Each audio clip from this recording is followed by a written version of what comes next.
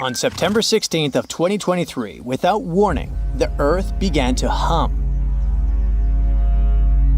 A low, strange vibration reverberated through the crust. This set off seismic alarms all across the globe. For 9 days straight, the planet was pulsing with this horrifying rhythm, and scientists had no idea what was going on. Meanwhile, the total disaster was happening in Greenland. It wasn't an earthquake. They knew that much. They could tell it by the rhythm. Since we all live on giant tectonic plates, they constantly move and slide on magma like icebergs on water. Sometimes as they move, they can rub against each other or collide or break. In any case, all this causes an incredible release of energy that sends shockwaves through the ground. That's when we feel the ground literally shaking, and it's what we call an earthquake.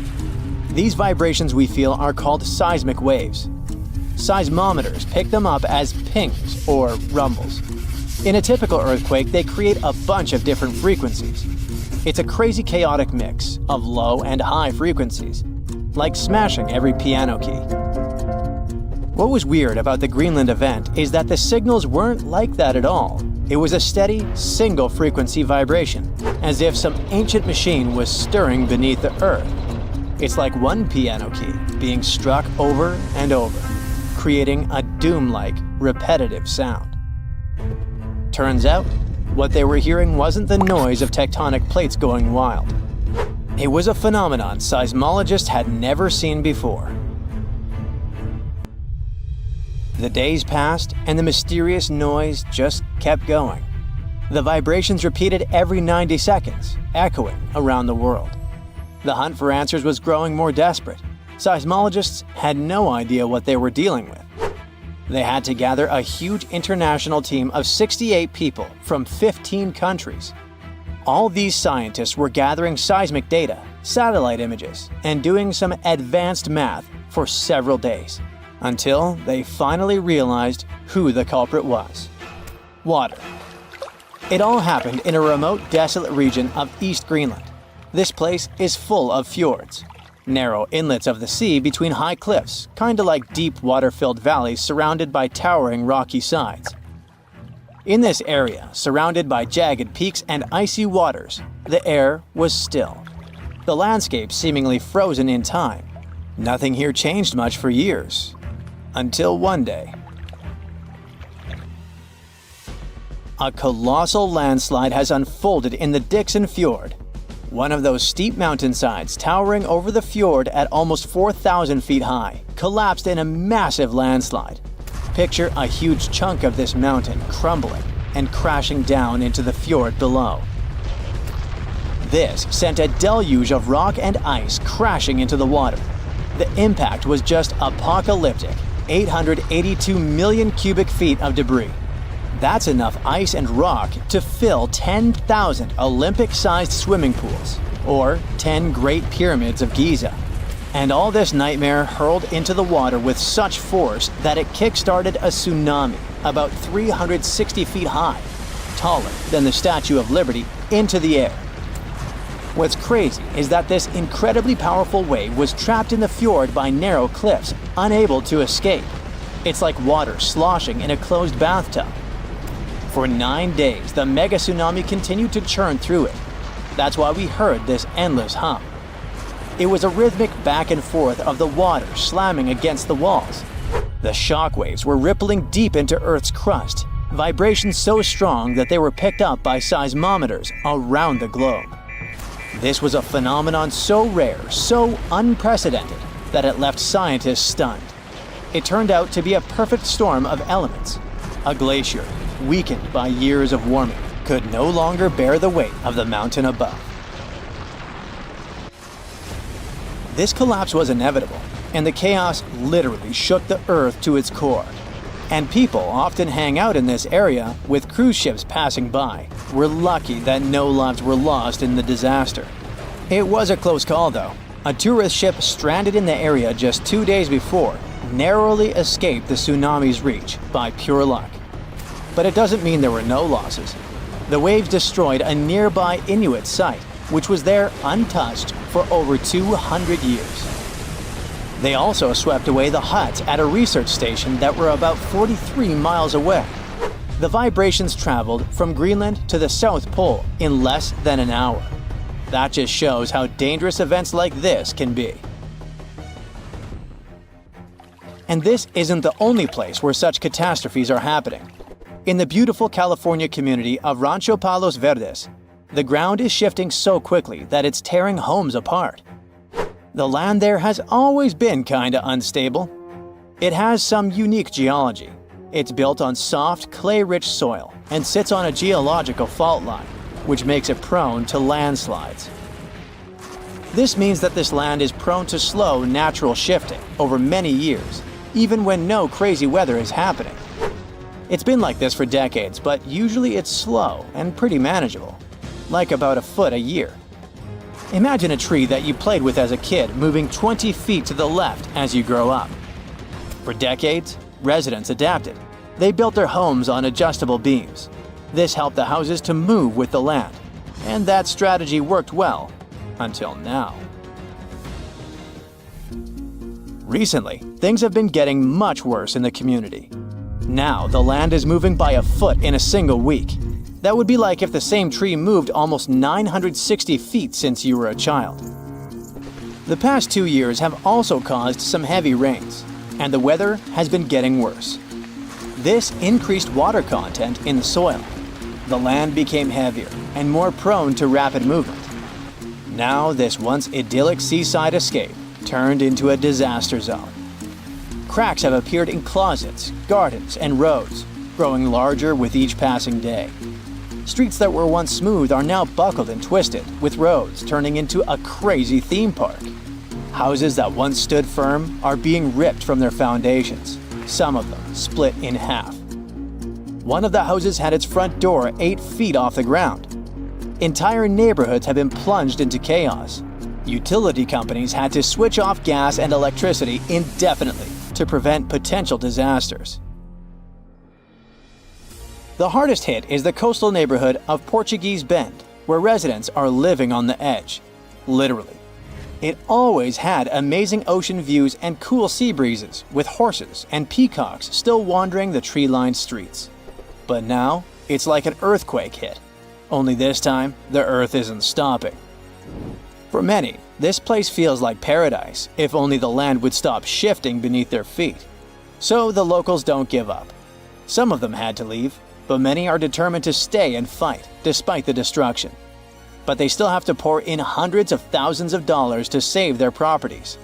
People have installed generators to keep the lights on and set up sewer systems and pumps to drain the groundwater causing the landslides.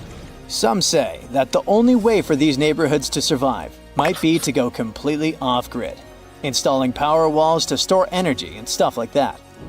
People are trying their best to run the sewer system off generators. They hope that they could get rid of this water in the soil that's causing these hellish landslides in the first place. They're determined to fight, but they will need help and support from the government to fight this disaster. Landslides are actually more common across the US than many might think. And new maps and data show that tons of people in the country might be in danger. Scientists managed to create the first very detailed, very cool map that shows where these landslides might happen, county by county. It's based on a lot of data and the history of 1 million previous landslides. They say that nearly 40% of the United States is at risk of experiencing landslide activity, which could lead to some insane catastrophes in certain areas. Luckily, now both residents and engineers can keep this in mind. But all this shows how vulnerable we are to natural disasters and how we should always stay alerted. You're in the Atacama Desert in northern Chile, one of the driest places on Earth. But this desert has a beautiful secret. Every 3 to 5 years, flowers pop up out of nowhere. It's so famous, it's also called the flowering desert. Seeds lie around in the ground just waiting for some rain. When the desert gets enough water, about 200 types of flowers sprout up. The yellow sands of the Atacama turn purple, white, green, and even pink. Another mystical phenomenon that can be seen in the desert is called a sand waterfall. When the wind brings a lot of sand to the edge of the canyon, it begins to fall down. Now amplify this effect 100 times and you get a sand waterfall in Saudi Arabia. It really is like Niagara Falls, only there's not a drop of water.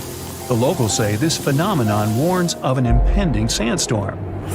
Fairy rings, also known as elf rings or pixie rings, are mysterious circles of mushrooms that appear in grasslands and forested areas. There's a lot of debate about why these fairy rings form a nearly perfect circle. Some superstitions claim that fairy dances would burn the ground, causing mushrooms to rapidly grow. In southern India, between July and September 2001, people witnessed one of the strangest weather phenomena in recorded history. The rain was red. What many would have thought to be a typical rainstorm left them shocked. The color was bright enough to stain clothes. There were other colors too, such as green, yellow, brown, and even black. In the middle of a monsoon, red rain started to fall, and so did periodically for several weeks. Researchers have found this unusual rain is stained either by dust or algae, so don't try to catch any on your tongue. Scientists aren't entirely sure how the algae got all the way up there. This does make events like this a little unsettling. Now, people who live in rural central Norway over the Hessdalen Valley can often witness floating lights of white, yellow, and red cross the sky. The lights appear both at day and night, and once back in the 80s, the 1980s, they were spotted 15 to 20 times in a single week. The Hessdalen lights can last just a few seconds, but sometimes they can last more than an hour. The lights move, seeming to float or even sway around. Some scientists believe that the reason for these lights is due to ionized iron dust. Others say it's a combination that includes sodium, oxygen, and hydrogen. Many people claim they're just misidentified aircrafts. Norway! Snow donuts are one of the rarest meteorological sights to see, with perfect weather conditions needed just to create them. Found in any snow-covered mountain area, like the Rocky Mountains, the wind, temperature, snow, ice, and moisture all have to work together for us to see these phenomenal rings. A thin layer of wet snow on the ground. Under that layer, ice or powdered snow. Then, a strong enough breeze to roll the donut down a hill, just like a snowball. Once it stops rolling, it can be the size of a baseball or as large as a car tire. It all depends on how strong the wind is. A newly formed snow donut won't stay around for very long, so hurry up with that camera and watch your head. Can you believe there's another place on Earth with its own ecosystem and atmosphere, similar to another planet? Well, start believing. Movil Cave, located in southeastern Romania, remained closed in complete darkness for a whopping 5.5 million years. It wasn't until workers discovered the cave, when they were looking for a place to build, that anyone learned about it. Scientists carved out an opening to the cave and found that a completely sustained ecosystem was thriving inside. As a pathway was carved through the rock past numerous tunnels, scientists found a lake of sulfuric water that stank like rotten eggs. The air was filled with hydrogen sulfide and had 100 times more carbon dioxide than Earth's atmosphere contains. Needless to say, this air is completely toxic. What's even crazier is that a whole ecosystem has been existing in this cave, with 33 species that can't be found anywhere else on Earth. This cave gives us a glimpse of what could possibly exist on other planets with completely different atmospheres. How it managed to exist on Earth all this time without anyone knowing is rather unbelievable, isn't it? Now, check these trees out. They're called Indian rubber trees. Their strong roots grow not underground, but on the surface. With the help of special frames and fasteners, people have learned to control how these roots grow. Let's say a tree is next to a small pit. You need to make a bridge from one end of this pit to the other. You direct the growing tree roots in the needed direction. Over time, the roots penetrate the ground and strengthen under endless downpours. It takes about 15 years to create one bridge. Here's another amazing tree called the Tree of Life. It grows in Bahrain's desert. The tree has been standing on top of this sandy hill for more than 400 years, surrounded by miles of sand. It's extremely hot here and there's no moisture. But despite this, the tree has green leaves and it continues to grow. So far, scientists haven't figured out yet how the tree gets moisture and nutrients. There are only places with oil deposits around. Locals think the tree is sacred. After all, it demonstrates the magic of life and the power of nature. Some experts are sure it's all about the roots. They go so deep that they can reach underground sources of water. So, there you are. You've been driving for hours through the night. You didn't have any chance to sleep, so your mind is hanging by a thread. You stop the car and go out to stretch your limbs. And then you look up into the sky and see a beautiful sunrise. Whoa, wait. There are 3 suns in the sky. You rub your eyes, but nope, there's still 3 bright stars in the sky. No, our home star hasn't been torn into 3 pieces, nor has it been visited by 2 other stars. This is called a sundog. It occurs mostly during severe frosts. Small ice crystals in the sky bend the light. As a result, you may see 3 bright spots in the sky instead of just 1. This phenomenon is officially called a halo. Usually it's just a circle around the sun. You can even see a halo at night, too. Just look at a street lamp and you'll see a bright circle around it. Sometimes, a halo can take on a fancier shape. If there's a lot of ice in the air, the light is warped even more. Just like in a room with a dozen mirrors. Then, the halo can take on the shape of a human eye. Because of this phenomenon, a false dawn can also occur. While you're looking at the horizon, the dawn begins and the edge of the sun appears. A little bit more and wait, the sun starts to just dissolve in the sky. After a few moments, it's dark again. And only a minute later, the real sun shows its face. It was the same light curvature effect you saw before with the 3 suns. Only now, the light is curved vertically, not horizontally. And instead of the real sun, its reflection in ice crystals in the sky appeared. But the sunrise with 3 stars on the horizon is actually real. Not on Earth, though, but 340 light-years away. There's a star system at the center of which lurks a star almost twice the size of the sun. And there are 2 smaller stars orbiting around this giant. This strange world has a planet, too. Sunsets and dawns there really happen with 3 stars. If you brought your significant other to a park bench to watch a sunset here, your date would go just fine, whatever that means. And since we're talking about the most baffling natural phenomena, it would be a crime not to mention snow in a desert. Yep, in the winter of 2018, the inhabitants of the Sahara Desert, one of the driest and hottest places on this planet, woke up to discover a thick blanket of snow covering the sand. In some places, the layer of snow enveloping the dunes reached a staggering 15 inches. Meteorologists, however, had an explanation for this exciting phenomenon. They stated that cold pools of air, combined with the precipitation from the most recent storm, resulted in a snowfall instead of rain. So, what do you do in that case? Build snow camels? 1 hump or 2. You're wandering across the Sahara Desert and all you can see around is endless sand. And then, all of a sudden, you spot this mark in the sand. The wisest thing to do is run away from that spot as fast as you can. Because if you squint and focus really well, you'll realize that you're looking at a Saharan horned viper hiding in the sand, waiting for its next meal.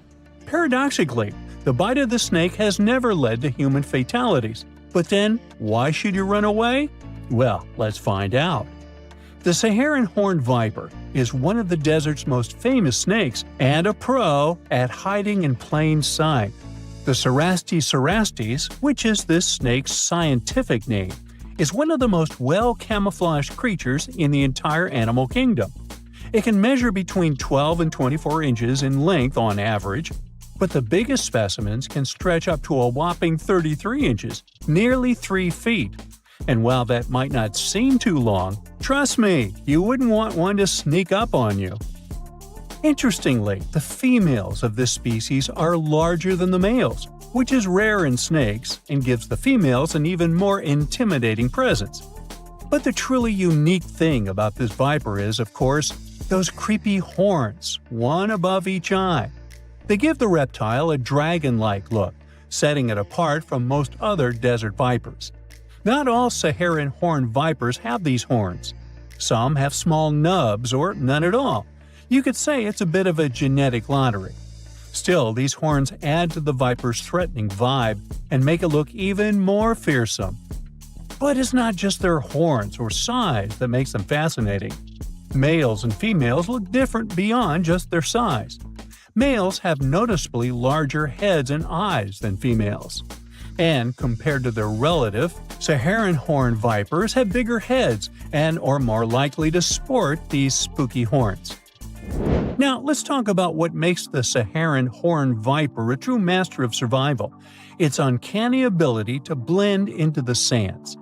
This viper's coloration matches the Sahara's various shades: yellow, pale gray, pinkish, reddish, or light brown. It has an intricate pattern along its back, with dark, semi-rectangular patches that sometimes fuse into crossbars.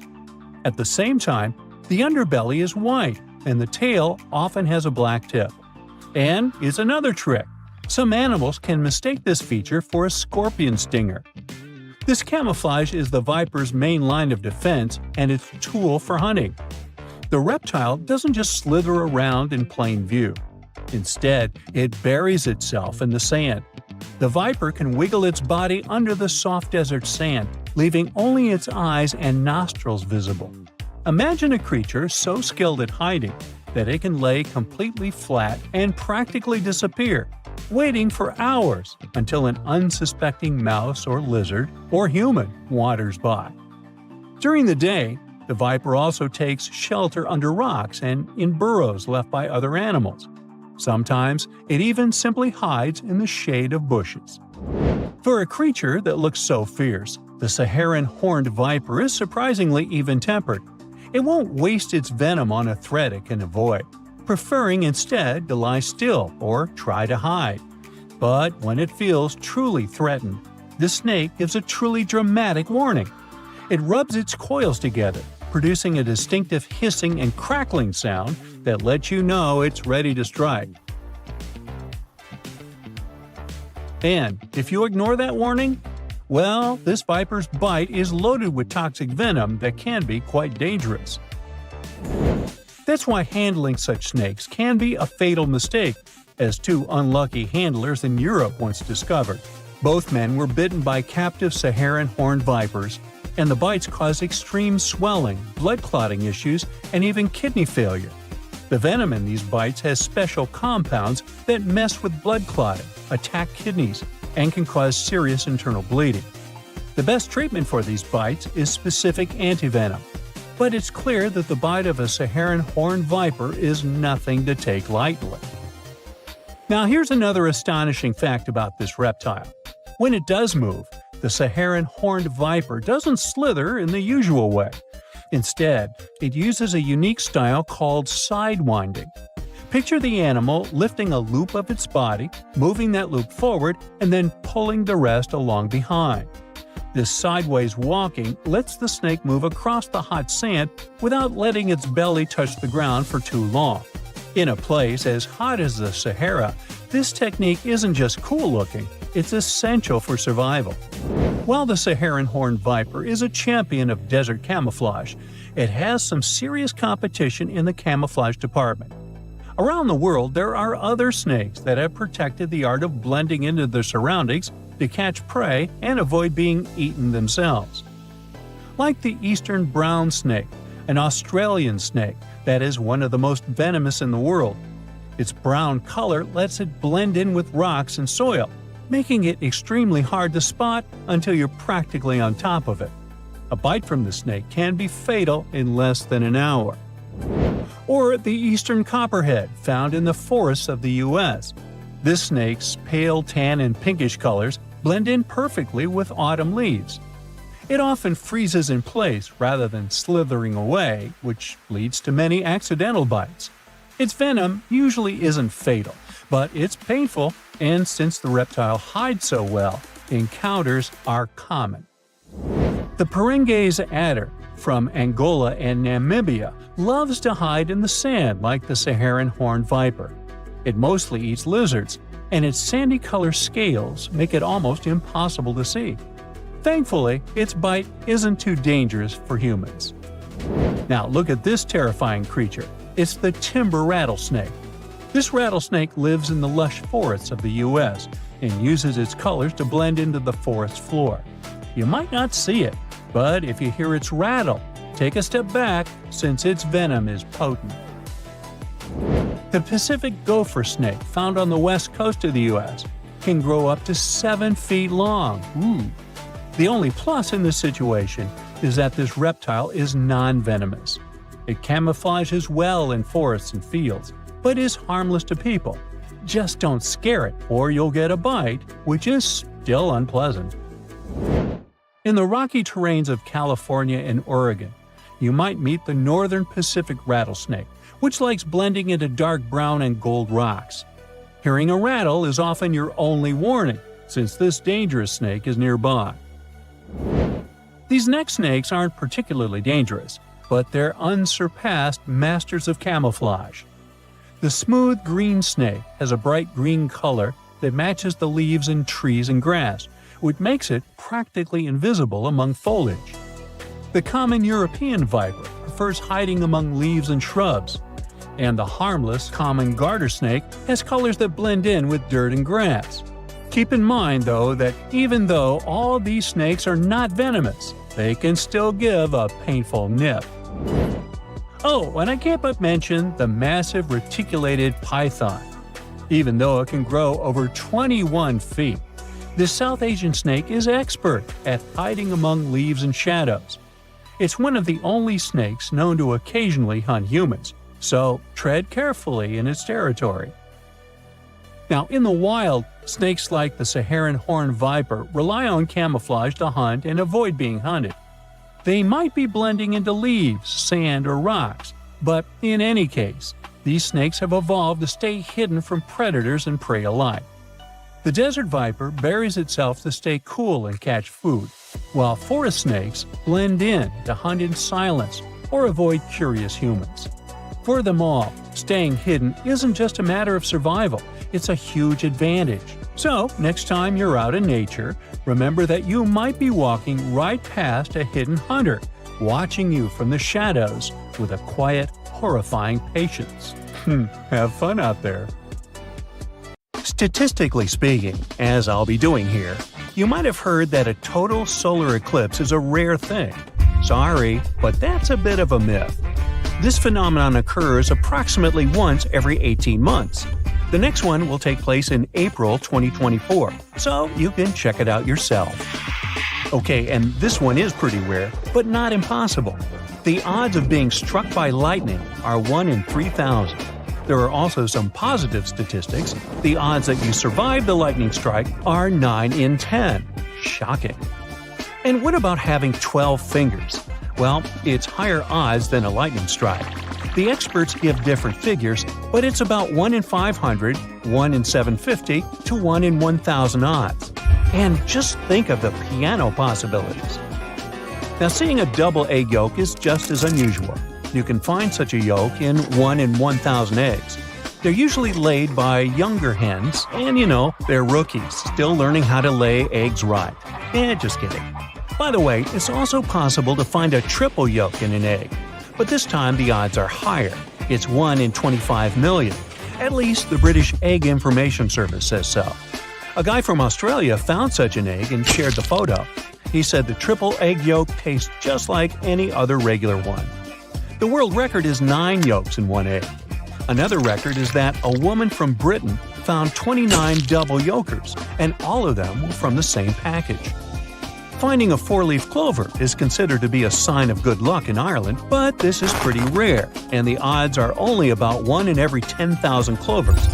But Gabriella Gerhard of Fitchburg, Wisconsin, managed to find 451 4-leaf clovers in 1 hour, so I guess nothing is impossible. If you try hard enough, you'll probably even find a 7-leaf clover, but this time the odds are 1 in 250 million. Can you imagine puffy chips? An Australian kid found one and shared it on TikTok. The story evolved so much that the girl even created a listing for the puffy chip on eBay. It all got pretty viral, and the bids were insanely high, like up to $100,000 for the chip. Eventually, the listing was taken down, but the kids still managed to sell it. The Doritos maker themselves offered a whopping $20,000 for this unique chip. On the other hand, your odds of being injured by a toilet are 1 in 10,000. Nope, I didn't make that up. This figure is quite official.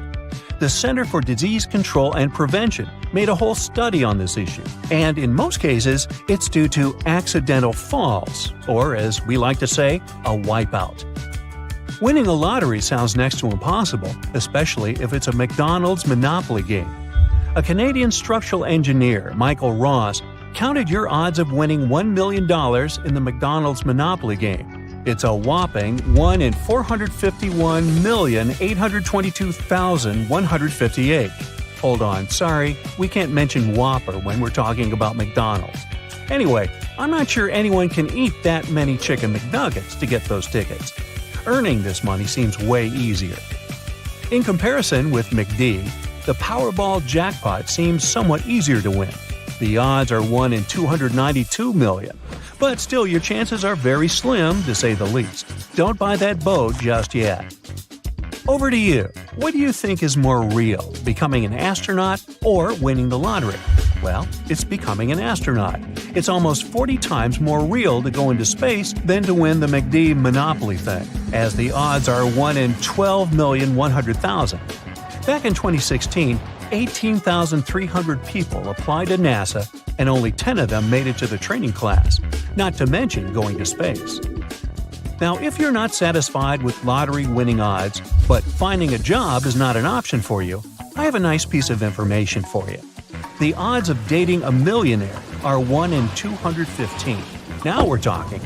Still, the statistics don't disclose information on whether the millionaire you may date is generous or not. Hey, don't take this one seriously. Go get a good job. As for jobs, how about becoming a writer? The statistics say that the chances you may become successful aren't that bad. For instance, the odds that you write a best-selling novel are 1 in 220.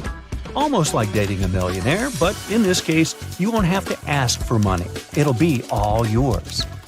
You can also become an actor. By the way, it's easier to win an Oscar than to win a lottery. The odds of winning this magnificent golden statuette are 1 in 11,500. But to win the Oscar, you gotta become a movie star first, right? Well, prospects here are slimmer. You have a fat chance of 1 in 1,190,000, so they really aren't in your favor. But still, all this seems more probable than winning the lottery. By the way, why is it that fat chance and slim chance mean the same thing? Now let's see what your prospects of becoming a millionaire are. There are many ways to make money, but apparently each of us has a 6% to 22% chance of becoming a millionaire. Even if it's 6 in 100, it sounds like truly positive statistics, not to mention 22 in 100. Turns out that the odds of winning an Olympic gold medal are very unlikely. According to some sources, it's only 1 in 662,000. Bravo to all the athletes who made it. Now, what do you think is rarer, finding a pearl in an oyster or winning the Oscar? It's finding a pearl. The probability is approximately 1 in 12,000. Are you into bowling? It may seem like a piece of cake, but the odds of playing a perfect 300 game are 1 in 460. And this statistic is for professionals. Things are harder for amateurs. Chances are 1 in 11,500. Yep, it seems like bowling is as hard as getting an Oscar. Wait, does Michelle Yeoh go bowling? Of course, she can do everything everywhere all at once. That's multitasking. Now, let's play a guessing game. What are the odds of becoming a centenarian? 1 in 5,000, 1 in 10,000, or 1 in 15,000? The right answer is 1 in 5,000. More so, they say that the youngest now have a much higher chance of living to 100 years and even more. If you ever pass the SAT, I hear you, it's a lot of stress. But next time your parents want you to study more to get a perfect score on the SAT, you can share these statistics. Back in 2015, only 504 of over 1.5 million students got every point. It's only 1 in 30,000, give or take. So don't sweat it. What are your chances of getting poisoned? Quite good, actually. No matter whether you eat in high-end restaurants or drive-through takeaways, food poisoning chances are approximately 1 in 6. Yep, 1 in 6 Americans experiences food poisoning in a year. So dig in! Now, I don't really want to compare Harvard University to the lottery, but your chances of getting accepted into Harvard are way higher than winning a jackpot. Back in 2021, the acceptance rate was 3.2%, which is only about 3 students out of every 100 applicants. But then, you don't need to study hard to grab a lottery ticket. Hey, are you left-handed or right-handed? There are way more right-handed people, 85 to 90%, while only 10 to 15% are left-handed. But what about ambidextrous people? These folks are rare. Only 1 in 100 people is ambidextrous. No, if you can use both hands and handle some easy tasks with your non-dominant hand, it doesn't mean you're ambidextrous. To be such a person, you need to use both hands equally well. Hey, when is your birthday? It may seem that we all have a 1 in 365 odds of being born on any day of the year, but there's one exception. I'm talking about leap years and the 29th of February. There are 1 in 1,461 odds of being born on that day. It's easy to calculate. It's the number of days in 4 years plus 1. You may not have found any reason why you're unique in this list, but trust me, you are. Just by the fact that you were born. Scientists say that you had approximately a 1 in 10 to the power of 2,685,000 chance of being born. You see, for you to arrive in the world, your parents needed to meet, your grandparents too, and so on and so on and so on. Need I say more? Nope, I'm done. Living on our beautiful planet might seem safe, but only until you start thinking of all those dangers lurking just around the corner, or in the vast darkness of the cosmos. Let's see what may eventually lead to the end of planet Earth. With each new potential threat, it gets more and more terrifying. Consider yourself warned.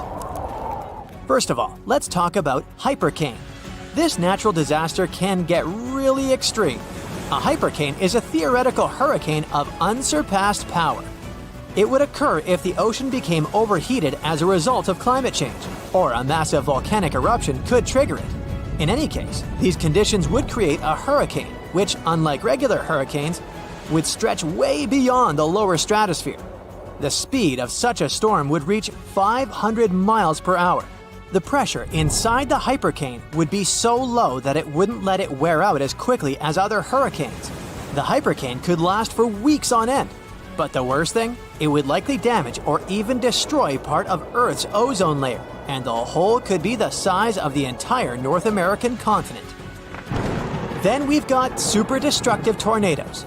A tornado is a violently rotating column of air. It usually extends from a thunderstorm and is in contact with the ground. Inside a thundercloud, warm, humid air rises upward, and cool air falls down along with rain or hail. Such conditions can lead to the appearance of spinning air currents inside the cloud. Interestingly, these air currents start out horizontal, but at one point they can become vertical and drop down from the cloud, becoming a tornado. Some tornadoes are narrow, rope-like swirls, but others turn into wild funnels. Tornadoes are ranked with the help of the enhanced Fujita scale. A weak tornado normally lasts for a few minutes and doesn't move faster than 100 miles per hour. The next level is a strong tornado. Such whirlwinds can last for 20 minutes or so and have winds of up to 200 miles per hour. And then we can also have violent tornadoes. Those can last for more than an hour and move at a speed of between 200 and 300 miles per hour. On average, around 1,000 tornadoes occur in the USA every year. There's even a region that got named Tornado Alley. It's a 10-state area in the Midwest, but tornadoes can happen in any state. One of the most destructive natural disasters was the tri-state tornado in the USA.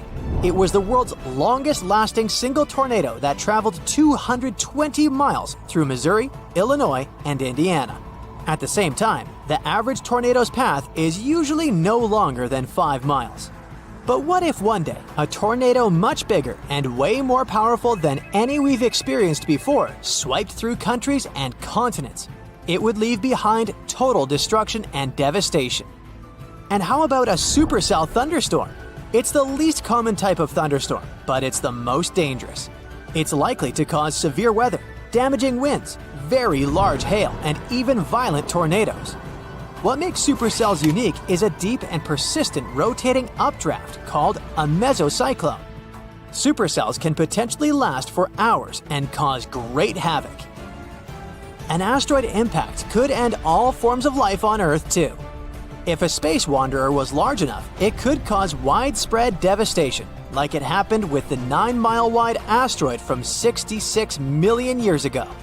It's rumored to have destroyed 3/4 of the planet's plant and animal species, including dinosaurs.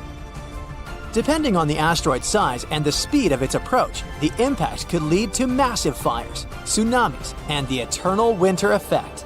It happens when the debris ejected into the atmosphere blocks sunlight and disrupts the global climate.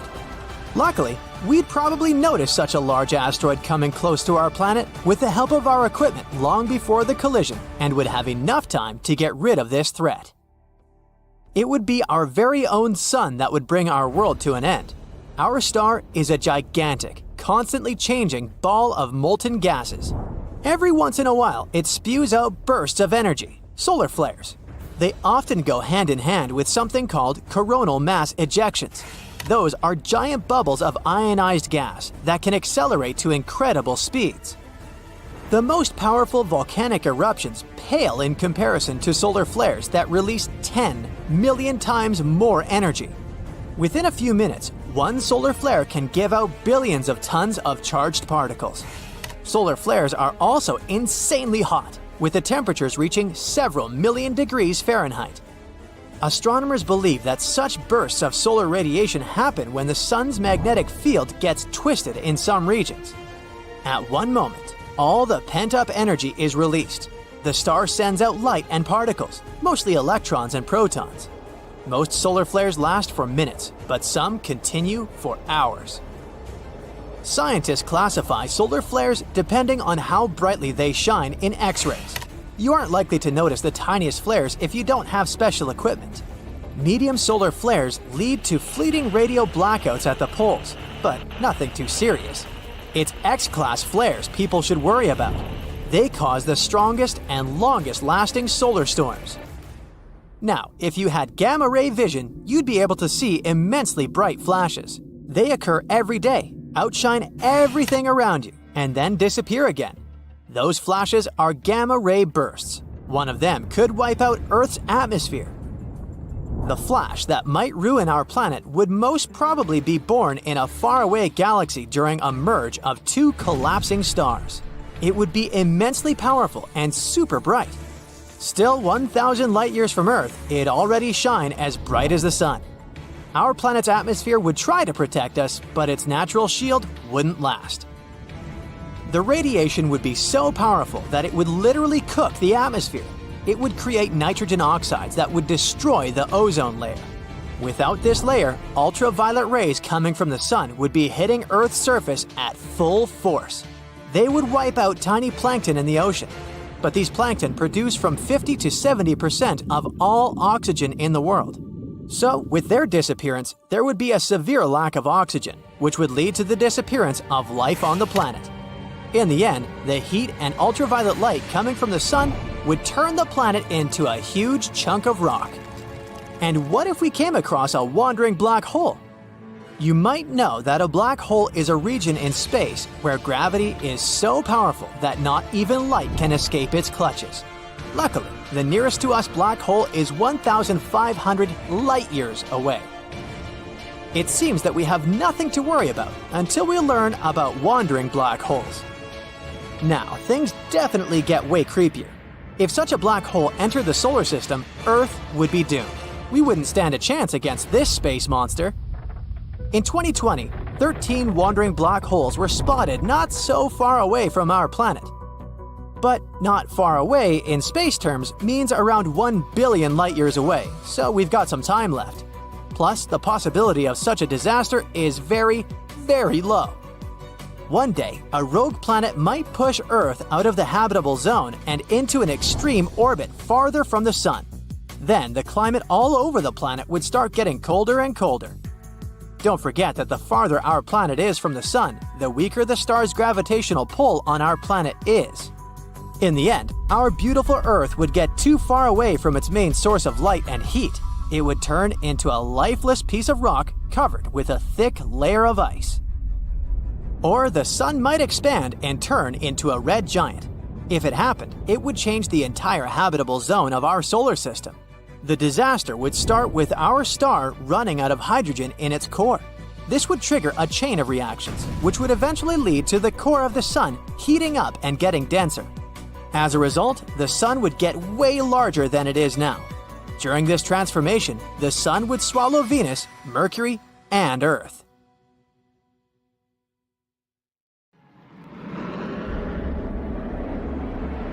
You're dozing off in your window seat on a plane. It's getting dark since it's almost 11 p.m. Suddenly, something wakes you up.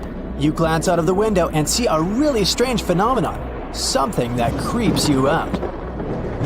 There are bright red, huge flashes illuminating the sky at a distance. They resemble some nightmarish jellyfish.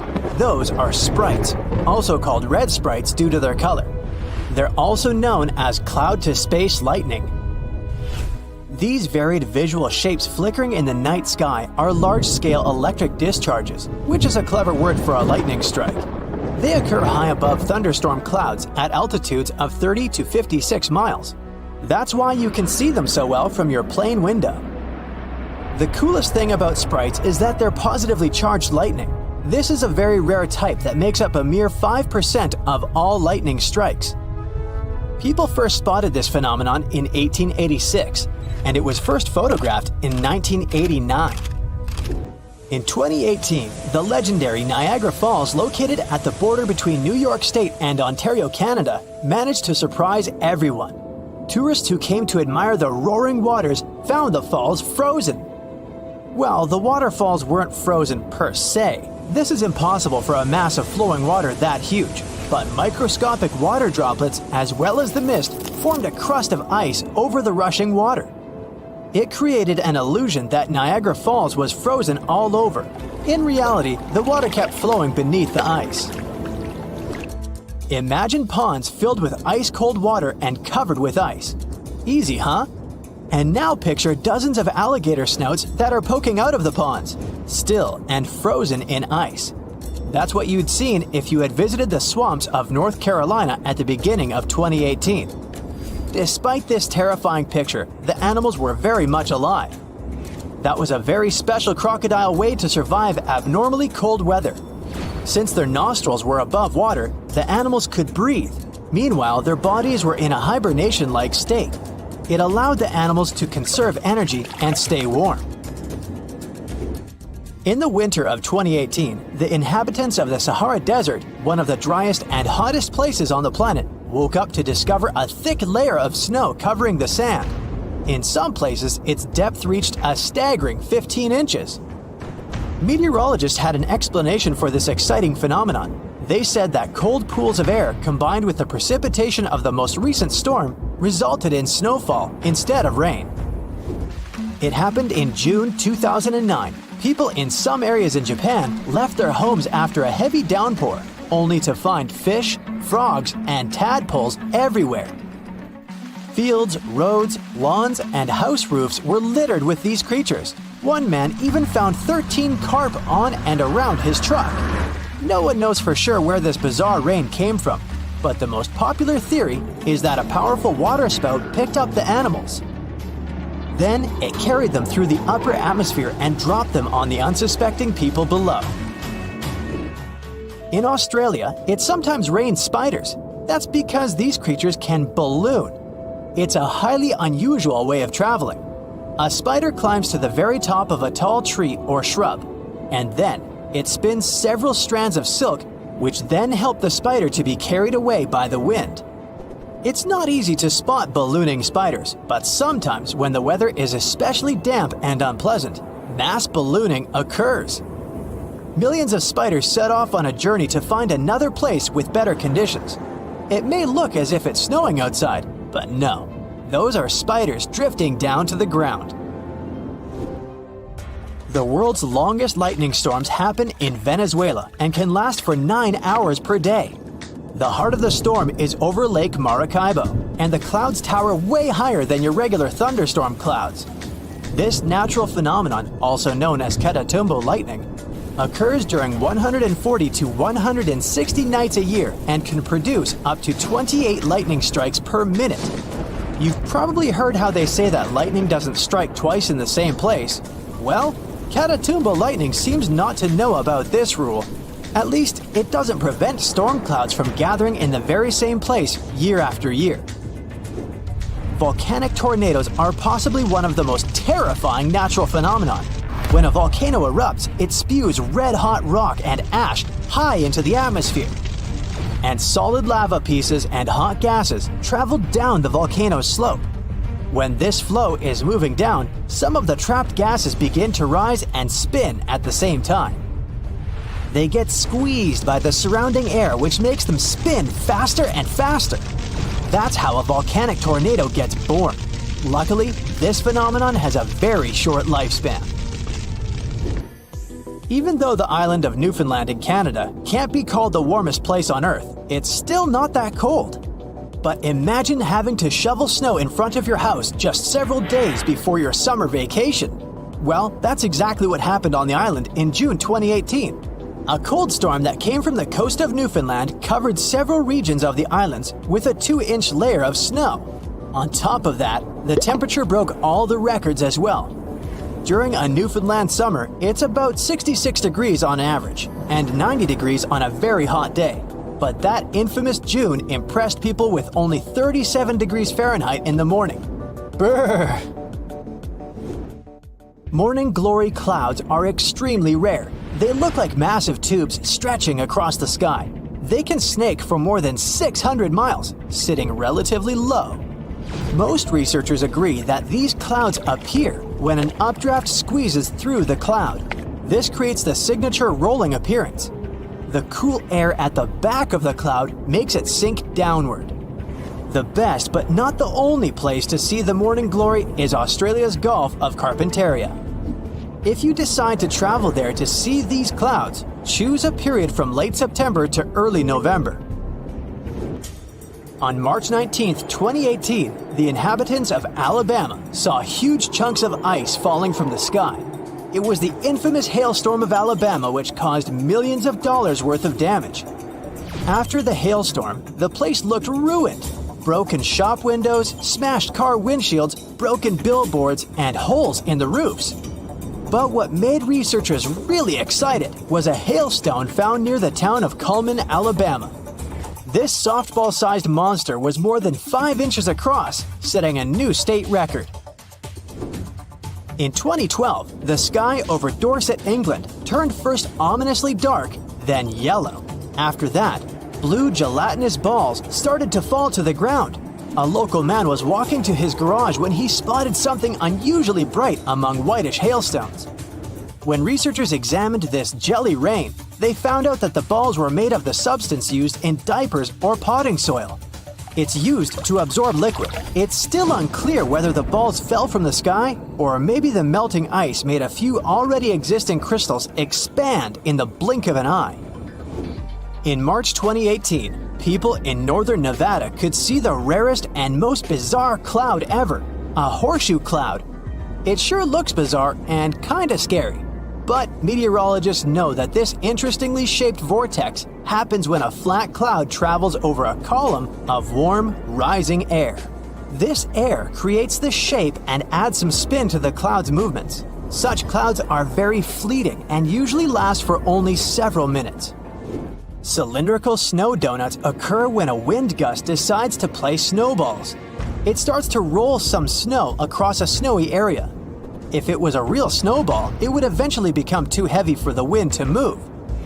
But the center of a snow donut is hollowed out. This happens because its inner layer is too thin and gets blown away when the donut is formed. This makes it lighter than a regular snowball. That's why it also rolls further. Unfortunately, you can't just go and find snow donuts. They're rare because they appear in very precise conditions. The surface of this river looks as if it's covered with fish scales. Is it a giant water dragon or some other ancient monster? Not really. The explanation is much more boring, but surprising at the same time. Now let's start from the very beginning.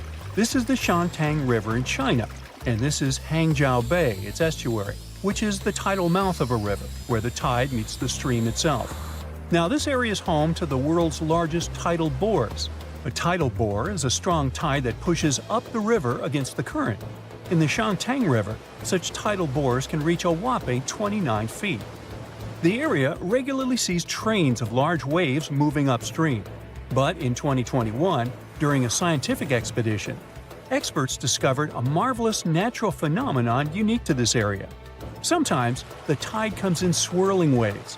That's the famous fish scale tide. Thing is, this region has rotating currents, which means that the tide doesn't just move inland and then simply reverses its direction. Instead, a rotating current easily changes direction without changing its speed. This makes the Shantung River perfect for winding up with groups of waves crashing into one another at oblique angles, which is like a cross sea. Let's speak about this phenomenon now. These four-sided wave patterns in the ocean look mesmerizing, as if the ocean deities decided to play a round of giant chess. But what you observe is the phenomenon known as square waves. They're often called cross-sea and grid waves too. The thing is, most waves reach the shore and break parallel to the coastline. But in some regions of the world, these waves create a chessboard-like pattern on the surface of the water. When you look at these waves from above, you might think there's an underwater grid forming square-shaped ripples. But square waves aren't caused by anything taking place beneath the surface of the water. They're the result of the way the water moves. Weather patterns in certain regions make waves form at different angles. When two opposing swells crash, we've got this unique pattern on our hands.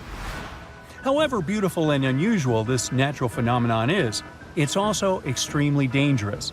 If you spot square waves while swimming, get out of the water immediately.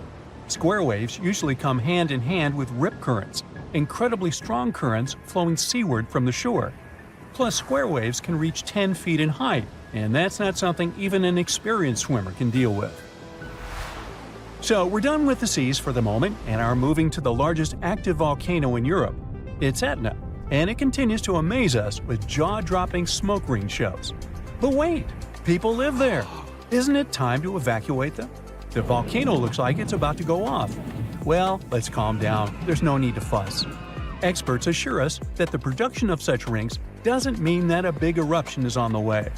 These white smoke rings are made of water vapor and are generated by bursts of gas bubbles inside a narrow duct over a magma chamber. Etna was even nicknamed the Lady of the Ring, and currently the volcano is breaking its own records. For example, in the year 2000, the volcano produced around 5,000 such smoke rings. According to researchers, no other volcano on Earth produces as many volcanic vortex rings as Etna. Southeast Crater is especially active. It emits countless beautiful vapor rings. Now, don't look away from the sky. You might witness something like what the residents of New Jersey saw recently. A massive fireball lit up the sky in the Garden State and surrounding areas. A meteor falling to the ground looked like a bright streak of light, and the folks of several New Jersey towns, as well as some parts of New York, Pennsylvania, and Connecticut, reported this show to the American Meteor Society. Security camera footage posted online by some witnesses of this awesome phenomenon showed the flash dash across the sky within a couple of seconds at 3:43 a.m. Another unbelievable phenomenon captured recently is one of the rarest in the world and almost impossible to see with the unaided eye. A West Australian photographer was shooting a wet season thunderstorm just outside of Derby when he managed to film on camera a few red sprites. He said later that they were gone in the blink of an eye. He described red sprites as huge, feathery tendrils of purple and red and specks of bright red. Red sprites are massive electrical discharges that take different shapes and look like reddish-orange flashes. They last for just fractions of a second and occur after super strong lightning strokes. Even though they're usually caused by the lightning discharges between a thundercloud and the ground, sprites soar up into the air, up to 60 miles. Interestingly, this phenomenon had been dismissed and considered to be fiction for decades, until scientists finally caught it on film. Since that time, red sprites have been recorded regularly. Catatumbo lightning is the world's longest lightning storm. The heart of the storm, which repeats every year, is over the mouth of the Catatumbo River, where it empties into Lake Maracaibo in Venezuela. This storm towers higher than a regular one. Catatumbo lightning occurs for 140 to 160 nights a year, lasts for 9 hours a day, and produces 16 to 40 lightning flashes per minute. Maybe you've heard of how they say lightning doesn't strike the same place twice? Well, Catatumbo doesn't seem to know about this rule. Or at least, it doesn't prevent storm clouds from gathering in the very same place year after year. A fellow hill walking in the UK has captured amazing shots of a weather phenomenon that was called an angel in the sky. So look at it. This scene was captured with a Canon 5D Mark IV camera. The silhouette, though, isn't some non-material thing. It's just the shadow of the photographer at the center of a circular rainbow. Mesmerized, the photographer took a few more photos and continued walking. Such an effect is produced when an observer stands above the upper surface of a cloud. It can also be a mountain or some other high ground, and the sun should be shining from behind their back. When the observer sees their shadow, the light is reflected in such a way that a bizarre circular glory appears around the point directly opposite the sun. Another cool sky phenomenon was witnessed in Auckland. Look at this. What does it remind you of? I bet you think it looks like a spaceship from a different civilization, but it's just a rare meteorological phenomenon.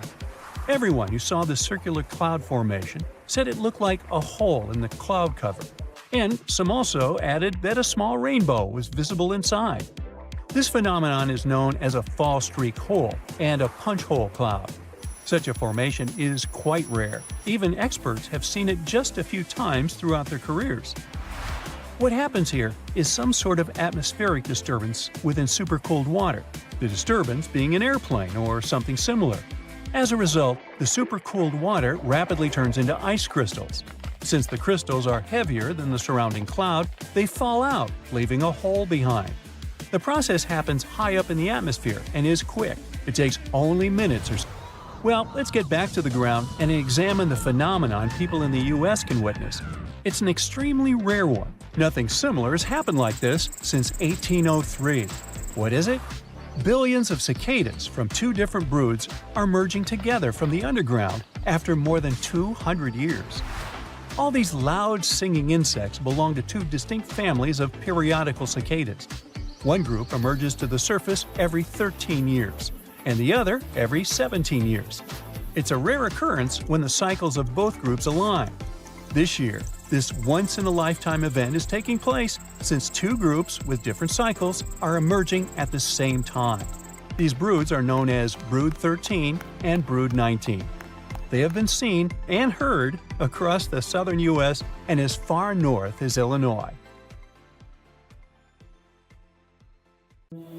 This spiky tree knows how to shoot, so you better stay away from it. It's called a sandbox tree, and you can find it in Amazonia. Initially, its seeds are formed in the shape of a small pumpkin. As time goes by, they harden and mature. But here comes the fun part. Just as they reach peak maturity, the seeds pop and shoot out at a speed of 150 miles per hour. They can even reach distances of 60 feet. That's what makes it so risky to be in their way during the blast process. Not to mention the seeds are poisonous too. Sure, some trees don't grow completely upright, but a tree that's altogether bent, with its branches even touching the ground, is a sight not to be missed. Such a tree, called the El Árbol de la Sabina, grows in Spain. Its shape depends on the wind, as the tree bends in its direction. As a result, not only does it often have a weird shape, but it can also change it completely during different times of the year. This flexible tree can reach more than 26 feet in height and tends to grow in the most improbable of locations, like on rocks. Now, how about a tree that's as old as dinosaurs? Discovered in 1994, the Wollemi pine tree species can be seen in the Blue Mountains of Sydney, Australia. It dates back to over 200 million years, so it's easy to believe dinosaurs might have even roamed around it.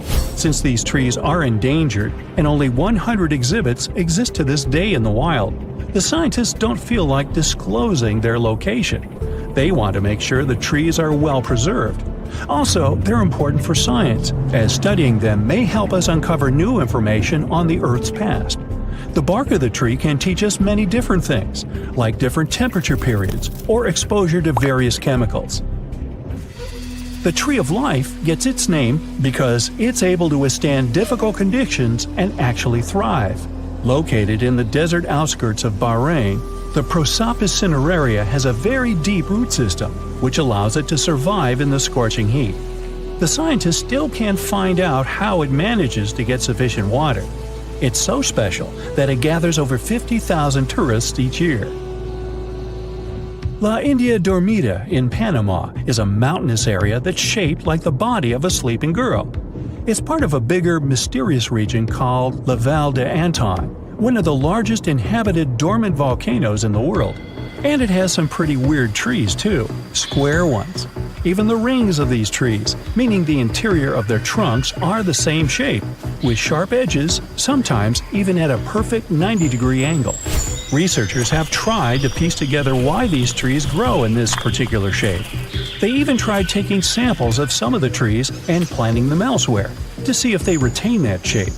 It wasn't the case, so it's clear that the odd shape of the trees has something to do with the valley itself. Some people believe that a local farmer might have originally planted the trees in boxes, forcing the trees to grow like that, to reduce lumber waste, since round trees often end up being cut in sharp angled pieces. One of the oldest and biggest trees in the world is found in the Sequoia National Park of the United States. It's called General Sherman and stretches at 275 feet. It's almost as big as the Statue of Liberty. Its circumference is equally as impressive, as near the ground it is around 102 feet around. As for its age, we can only guess it to be between 2,300 and 2,700 years. That's an old tree! There are a lot of beautiful species of trees out there, but none as striking as the rainbow eucalyptus found in the Philippines. It almost looks hand-painted because of its multicolored layers of bark. This tree also shades its layers irregularly, which means it shows a lot of colors at once, from green to blue, then purple to orange, and then finally reaching brown. It's not used for decorating purposes, but rather for paper manufacturing. Located in Namibia is a tree that's also weird in shape and pretty dangerous, the bottle tree. Okay, in terms of shape, it's pretty self-explanatory, with a round trunk that narrows down toward the top. But the milky sap harvested from the tree is extremely poisonous. Legend has it that local hunters used to dip their arrows in it for added efficiency. It does look really beautiful during bloom season, with flowers that grow in pink and white with a red center. Now, to see a crooked tree every now and then isn't so special. But to see a whole forest of them, you'd have to travel to the Polish town of Gryfino. Near it, there is a forest made out of 400 oddly shaped trees. They've been curved with mechanical intervention. They didn't just grow like that, but their purpose remains a mystery to this day.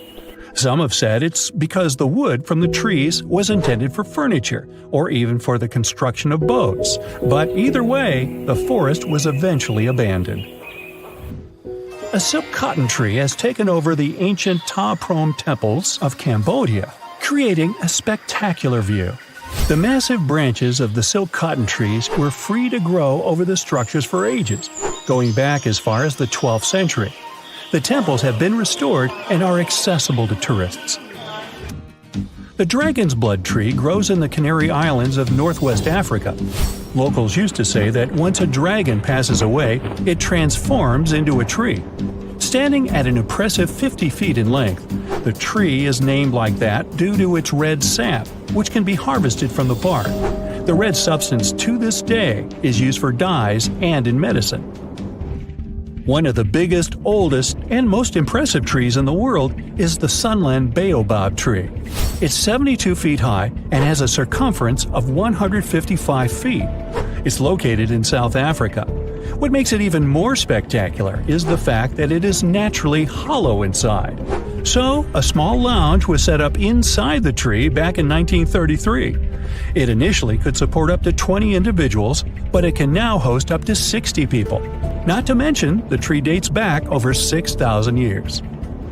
The silver birch tree spread across Scandinavia and northeast Europe and found a way to reflect light. Its bark became lighter in color, and during the colder season, when its branches also freeze over, the site is something of a natural winter wonderland.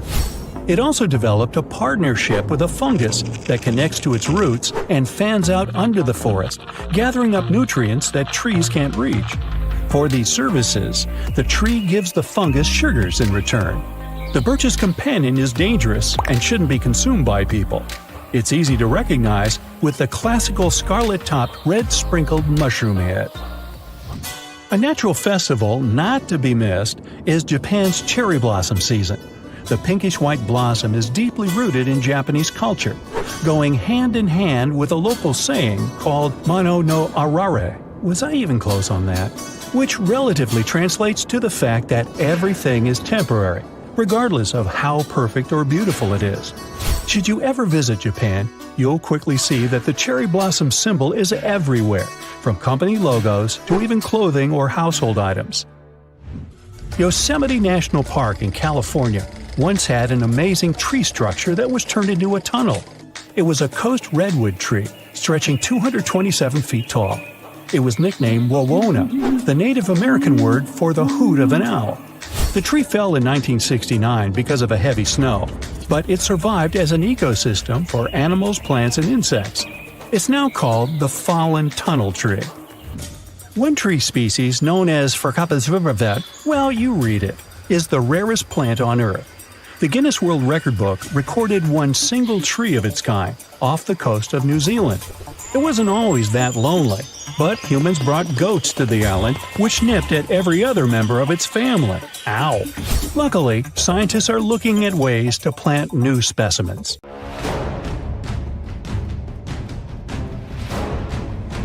The Boxing Day tsunami, Indonesia. An undersea earthquake starts in the morning.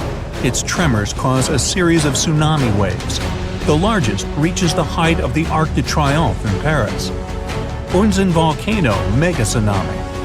A powerful volcanic eruption triggers a landslide from a 4,000-year-old lava dome. It sweeps through the city of Shimabara and reaches the sea, setting off a mega tsunami. The Vajont Dam mega tsunami, Italy. A landslide drags 9 billion cubic feet of forest, soil, and rock into the lake. A dark wall of water covers the sky over a tiny village at the bottom of the Vajont Dam. Then, with a deafening roar, the wave overtops the edge of the dam, taking out everything in its path.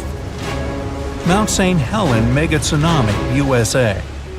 As the volcano erupts, the upper 1,500 feet of Mount St. Helens collapses into a massive landslide. Part of this avalanche plunges down into nearby Spirit Lake, which splashes the lake waters into a series of waves almost as tall as the Eiffel Tower. Alaska's Lituya Bay tsunami. A landslide caused by an earthquake creates a mega wave. It surges over the headland and washes away trees, plants, and soil down to bedrock. Molokai, Hawaii. A third of the East Molokai volcano caves in and collapses into the Pacific Ocean.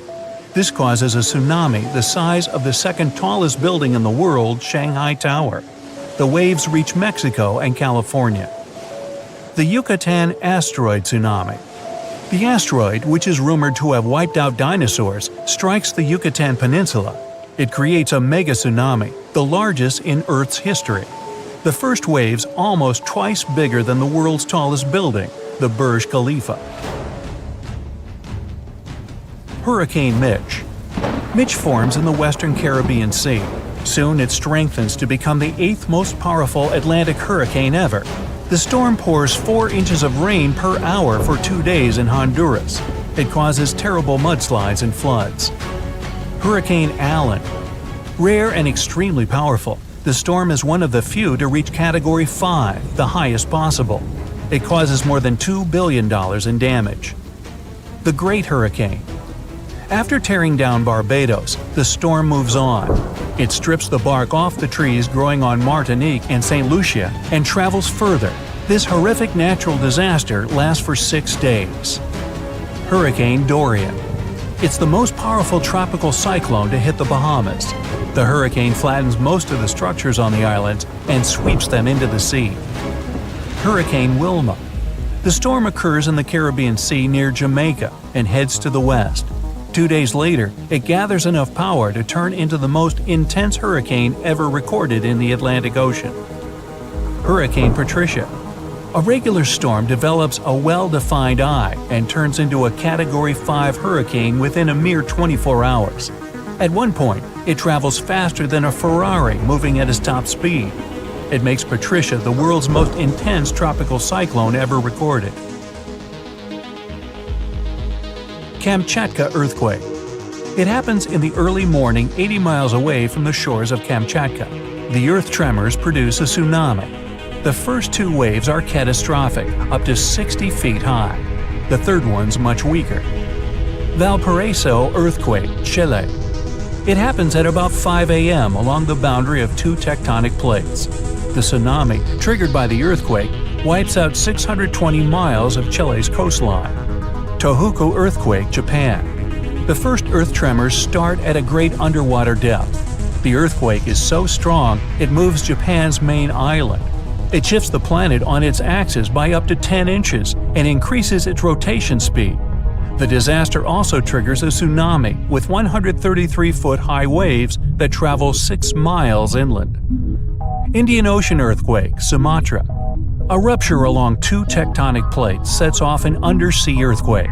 It begins at about 8 a.m. near northern Sumatra, Indonesia. It makes the planet vibrate nearly a half-inch and sets off earthquakes all over the world up to Alaska. Good Friday earthquake, Alaska. The most powerful earthquake recorded in North America lasts for 4 minutes and 38 seconds. A 600-mile-long crack causes terrible landslides and a 27-foot tsunami. Areas 200 miles away get raised by 30 feet. Other places permanently drop 8 feet. Valdivia, Chile. The Great Chilean Earthquake starts in the afternoon and lasts for no less than 10 minutes. The disaster affects an area the size of California. It triggers tsunamis that reach the shore of Hawaii, Japan, the Philippines, Australia, and New Zealand. The average tornado usually lasts less than 10 minutes, but there are exceptions. El Reno tornado. It's considered the world's largest tornado based on width. At its peak, the twister reaches 2.5 miles across. The Perryville tornado, U.S. It occurs at about 2 a.m. and starts with snapping hardwood trees and breaking down stone constructions. Then the whirlwind becomes stronger. It levels 2-story buildings, flips and tosses cars as if they were toys. Bridge Creek Moore tornado. When the twister gets into the town of Bridge Creek, its width is at its peak, 1 to 1.5 miles. The wind speed of the tornado reaches more than 300 miles per hour. This natural disaster causes $1 billion in damage. Manitoba, Canada.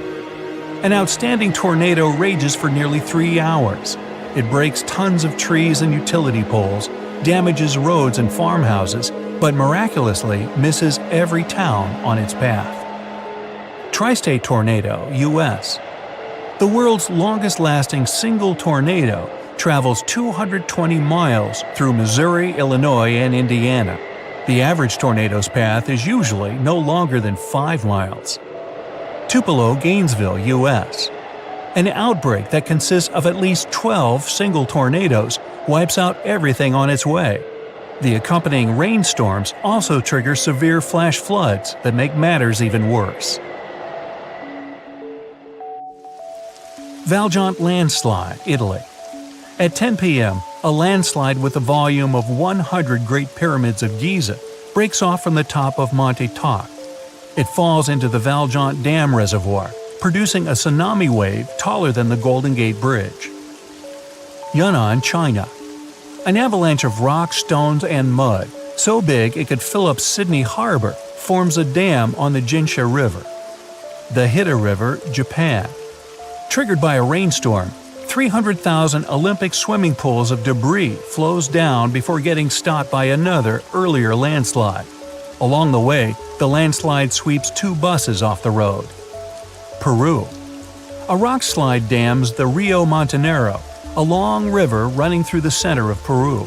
The whole process takes no more than 3 minutes, which means the landslide moves at a speed of up to 87 miles per hour.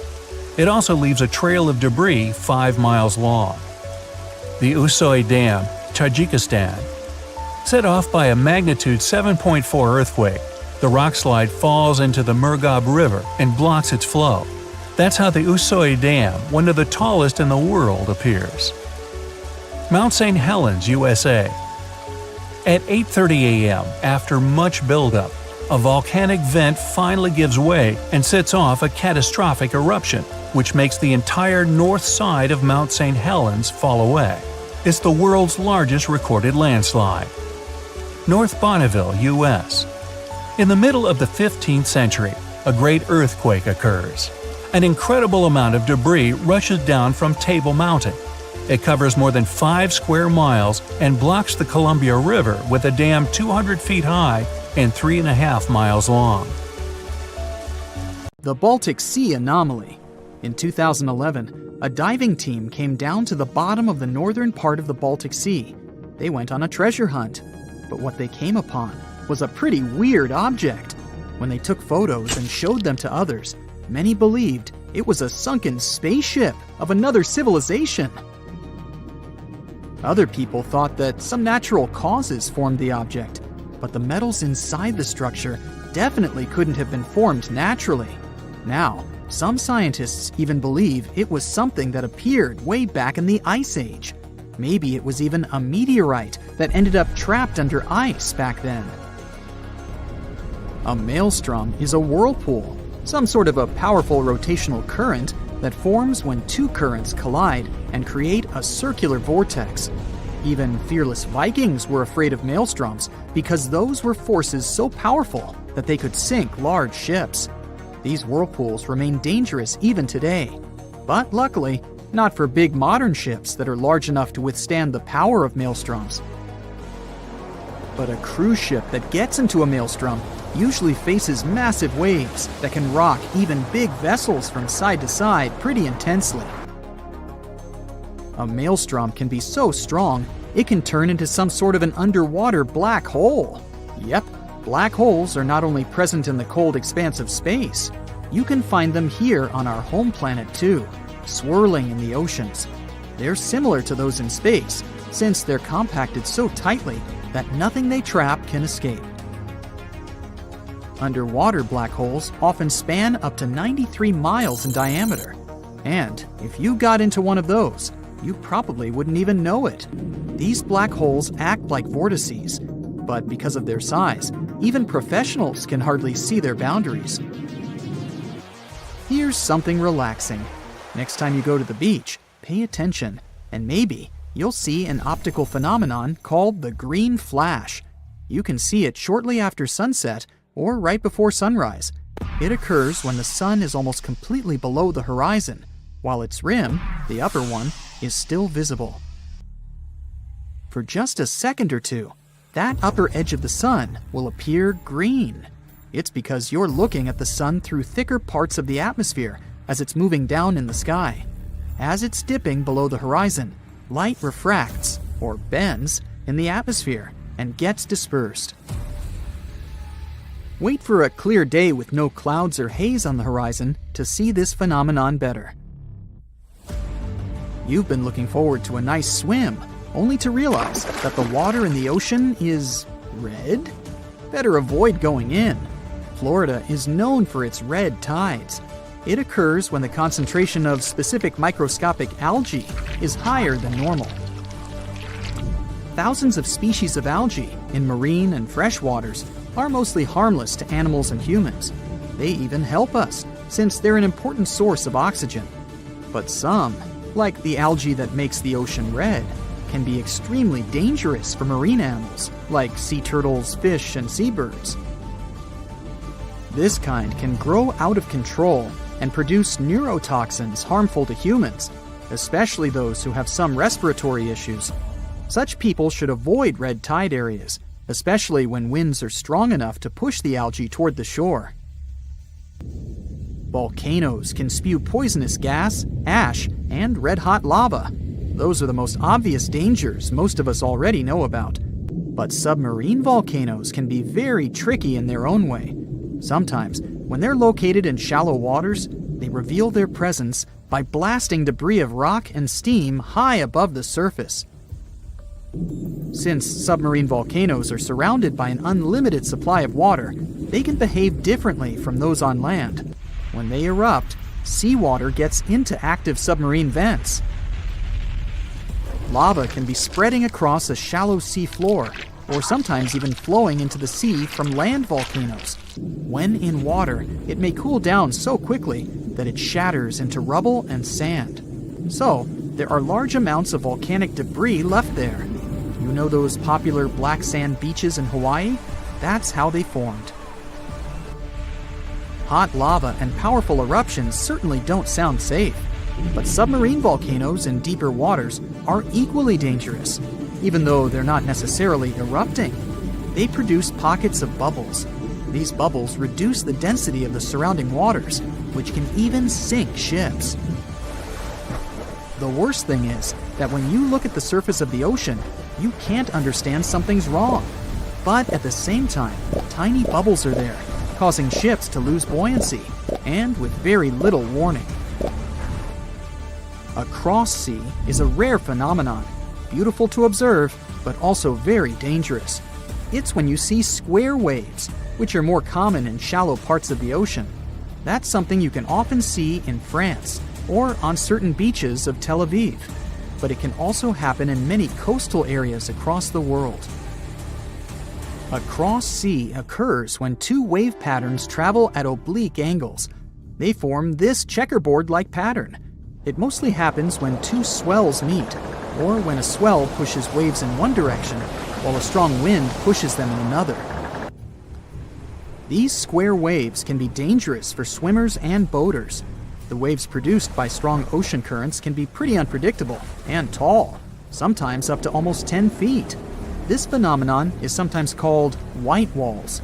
These waves can be so powerful that they can turn over even big boats. If you fill a clear glass with some ocean water and take a closer look, you'll see it's full of very small particles. Seawater contains dissolved salts, fats, algae, proteins, detergents, and other bits of artificial and organic matter. If you shake that glass, you'll see tiny bubbles forming on its surface.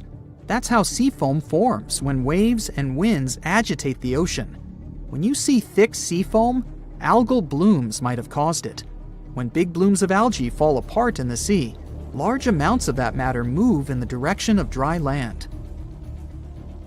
Most kinds of sea foam aren't dangerous to humans, but when blooms of algae fall apart, it can have a negative impact on both the environment and people. For example, when sea foam bubbles pop, the toxins they contain get released into the air, and they can irritate your eyes or cause some other health issues. You can see a tidal bore in the areas where a river empties into a sea or an ocean. It's a powerful tide that goes against the current and pushes up the river. A tidal bore falls into a category of something called the surge, which is a sudden change in depth. A tidal bore is a positive surge, which means it pushes up a river, making it much deeper. A negative surge is when the river suddenly becomes very shallow. You won't see tidal bores everywhere. The river must be fairly shallow with a narrow outlet to the sea. The place where the sea and the river meet must be flat and wide. Also, the area between low and high tide must be at least 20 feet across. Of course, there are some exceptions, like the Amazon River, the world's largest one. The mouth of the Amazon is not narrow, but the river experiences tidal bores. That's because its mouth is shallow and has many sandbars and low-lying islands. The tidal bore is so strong there that the river doesn't even have a delta. Its sediment goes directly into the Atlantic Ocean, where fast-moving currents take it away. A tidal bore is often unpredictable and can be extremely rough. In many cases, it changes the color of the river from greenish or blue to brown. It can damage vegetation or even tear trees out of the ground. So, recreation sports like kayaking and river surfing can be hazardous in these areas. Even if you just want to take a look at a tidal bore, be careful. Tidal waves can sweep over lookout points and drag whatever or whoever is there into the churning river. Planet Earth is full of wondrous phenomena. I mean, can you imagine going for a midnight swim and suddenly finding yourself surrounded by a glowing blue haze? As if there were huge pillars of light coming out of the seabed directly toward the surface. This experience is rare, but it sure is magical. This chemical reaction is known as bioluminescence, and it can happen in different situations. One example is when tiny algae organisms migrate closer to the seashore. When these algae are disturbed, they try to defend themselves by glowing, and just happens to create the most beautiful spectacle.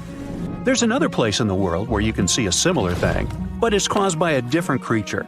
This place is in New Zealand. Hidden deep within the country's caves live glowworms. They're the larvae of medium-sized narrow beetles that happen to be luminescent. If you're lucky enough to tour these caves, you'll feel like floating inside an underground galaxy. Recently, a video of a super rare phenomenon started circulating on the web. Take a quick look at it and see if you can make out what it is. Okay, it looks like a river, right? But it doesn't look as if any water is flowing there. When the Iraqis first saw this happening, they didn't know what it was, so they just called it the Sand River. It sure was a good guess, but a flowing river of sand would be something too out of this world to be true. It turns out that what these people saw was more or less an optical illusion. It's not sand, but it's not exactly water either. Here's what happened. In arid environments, it's not so uncommon for hail to fall. And in the case of Sand River, what we actually see is thousands and thousands of floating hailstones. Oh, and if you don't know what hail is, it's frozen rain that pours down in the form of small pebbles of ice. That would be something to see. Say you're driving through the countryside and suddenly spot a mushroom-shaped cloud. Uh-oh. Or maybe it's a spaceship of another civilization. You don't quite know what it is, but you do realize that it's huge. Should you continue driving toward it? Or should you turn around and drive in the other direction? Well, you should know that a cloud like this indicates a huge thunderstorm is happening inside. And not just a storm, but a mesocyclone. A mesocyclone is a rotating updraft that can span several miles. It's usually accompanied by torrential rains and strong winds. So, if I were you, I'd turn that car around and head in the opposite direction. You know Thor? I guess he might live inside this next natural phenomenon. Sometimes, when a volcano erupts, this process can be accompanied by huge thunderbolts. Scientists often refer to it as volcanic lightning. They're still debating why this thing occurs. One of their guesses is that when a volcano erupts, it projects positively charged debris into the atmosphere. These charges then react with the already present negative charges, which can produce a bolt of lightning. Cool, huh? The first time anyone witnessed something like this was during the eruption of Mount Vesuvius in 79 CE. Nah, it wasn't me. But here I am wondering, were there or were there not any sightings of Thor? Hey, sometimes when I work out too much, I get Thor. Now, all the way down in Senegal, Africa, we'll witness another unbelievable sight. Some 18 miles north of Dakar, the country's capital, there is a unique lake. Arriving there, you might imagine you're walking out of a spaceship and stepping on an unknown planet. After all, have you ever seen real-life pink water before? Lake Retba, or Lac Rose, as the locals call it, has become internationally famous for being vivid pink. And yes, you can swim there if you'd like to. But you should know that the water there is extremely salty. Lake Retba is known to be one of the world's saltiest lakes, with a saline level of over 40%. And in case you're wondering why the water is pink, I assure you this has nothing to do with otherworldly factors. It's actually due to high levels of salt. The algae, Dunaliella salina, is responsible for the pink hue. These algae produce the red pigment that absorbs sunlight. giving the lake its striking pink color. But if you'd like to see the lake at its brightest, you should go there during the dry season, between November and June. During other months, rainwater dilutes the pigment, and the color of the lake becomes less distinct. Lake Retba has turned into a famous international attraction recently because who wouldn't love a picture of them swimming in the pink water? You might have heard of the aurora borealis, aka the Northern Lights. This phenomenon has continued to mesmerize scientists and tourists alike ever since it was witnessed for the first time. Now, to see it, you have to be pretty lucky. You'll need to travel to the extreme north or south points of our planet. And even then, you'll have to hunt this phenomenon down and hope the sky will put on a show for you. The aurora borealis is an extremely rare phenomenon. And although these greenish lights look delicate, they're actually the fruit of a rather rough event. This spectacular light show occurs when energized particles from the sun slam into Earth's upper atmosphere. But it sure is a sight to behold, isn't it? Can you imagine a hill that never stops burning? Located in the Arctic region of Canada, the so-called Smoking Hills are an unmatched sight on our planet. And here, things get a little science fiction-y, since some of the minerals found in these hills have only been discovered outside Earth, on the surface of Mars.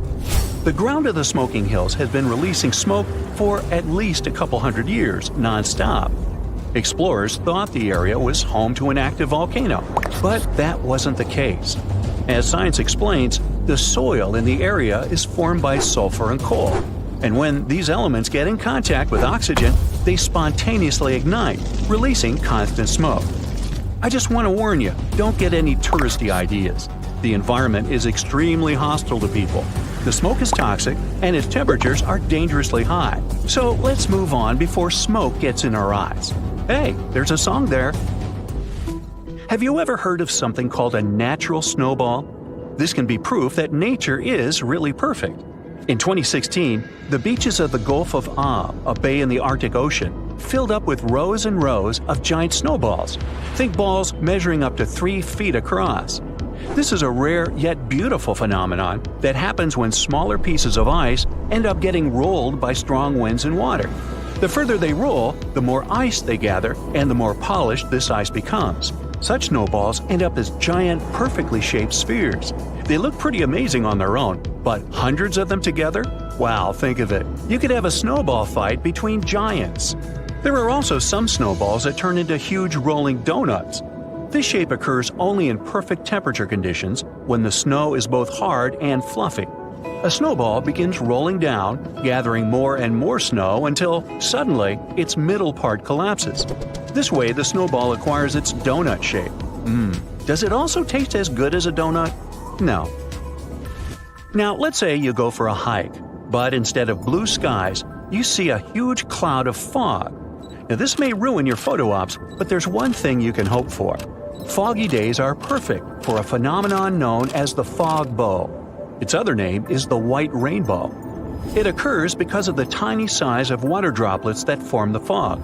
They're even smaller than 0.02 of an inch. You know, teeny tiny.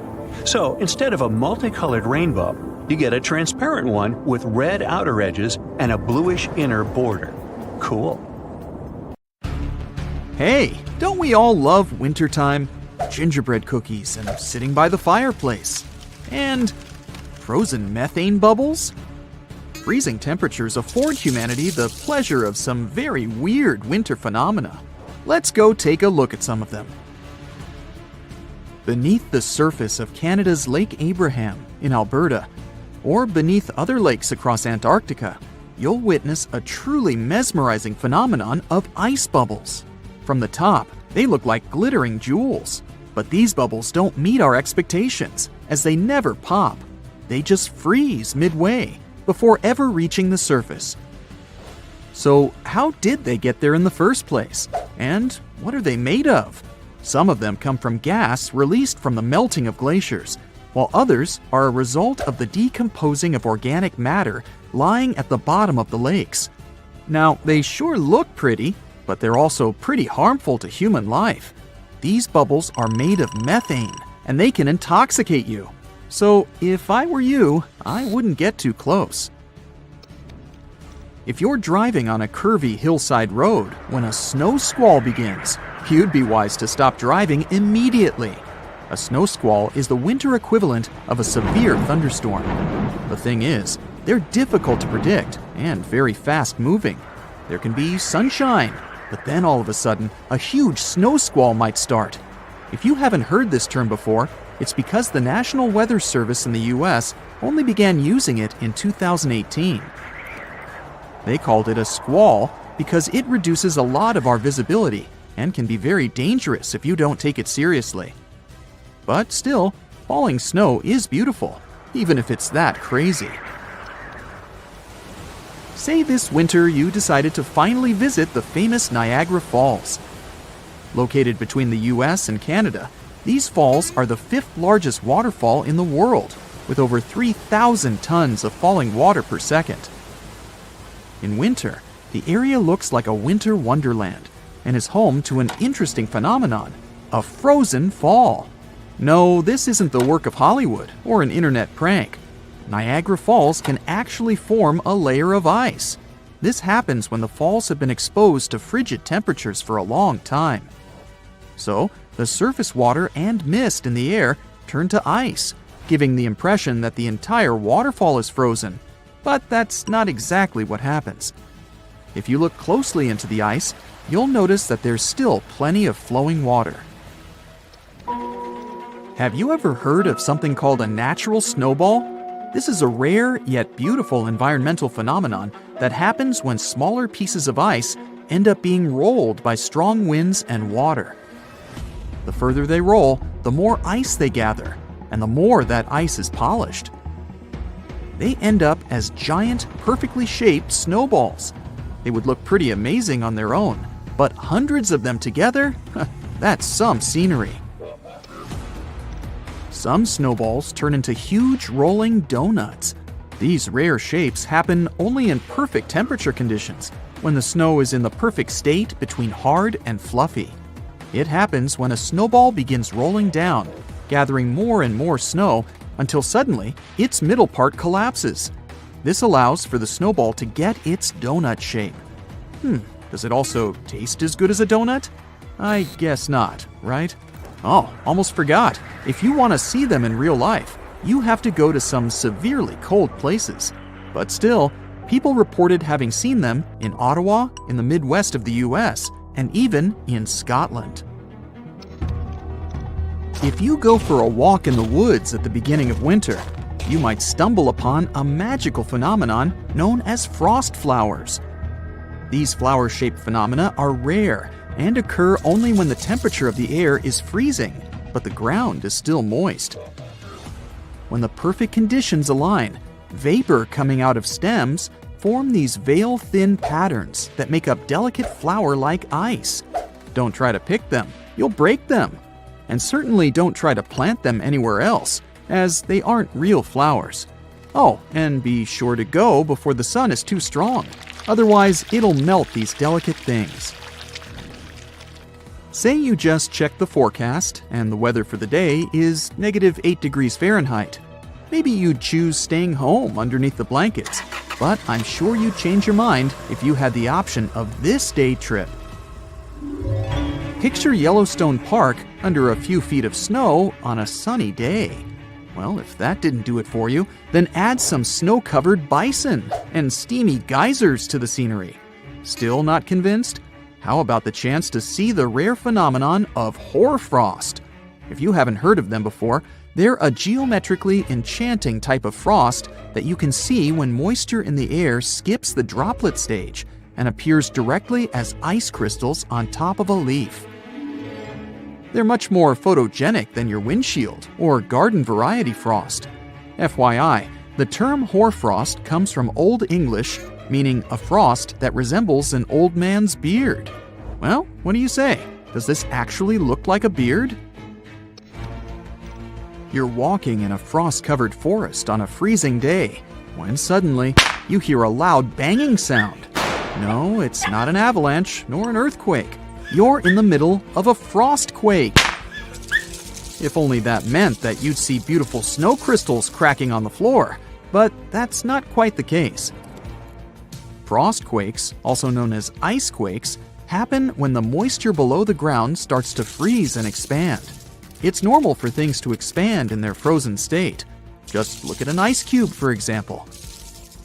These frostquakes can move rocks and the soil above and cause loud cracking sounds as if the world were falling apart. Don't worry though, it's not. If you happen to see black ice, be careful. Although we call it that, black ice isn't really black. It's made up of a thin layer of ice that looks black due to the color of concrete or earthy ground. It blends in so well with the ground that it's almost impossible to spot. It forms during winter days when the ground is wet from rain or melted snow, and the temperature suddenly drops below freezing temperatures.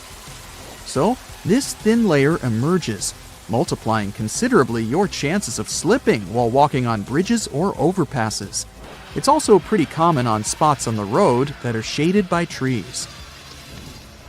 This next phenomenon happens in a very specific wintry context, the Antarctic one. Amongst the unique things that occur on the continent, Antarctica is home to an extremely weird waterfall. The year was 1911, when an Australian geologist wondered about the so-called blood falls. He was extremely puzzled by this red stream of liquid pouring from a small hillside amongst the Antarctic ice. After years of studying, it was understood that what caused the redness was the high iron content in the water.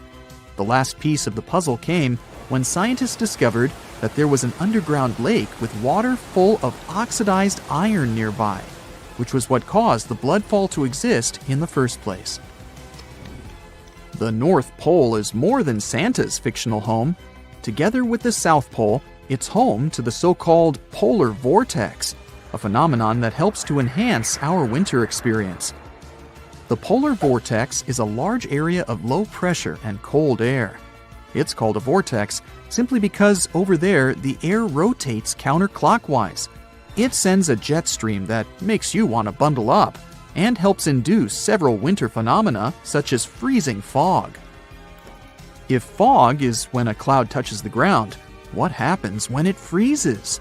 You can expect that all of the moist droplets of water that are hanging around in the air will possibly freeze when they touch the ground, meaning you really wouldn't want to be driving around in the middle of one of these things.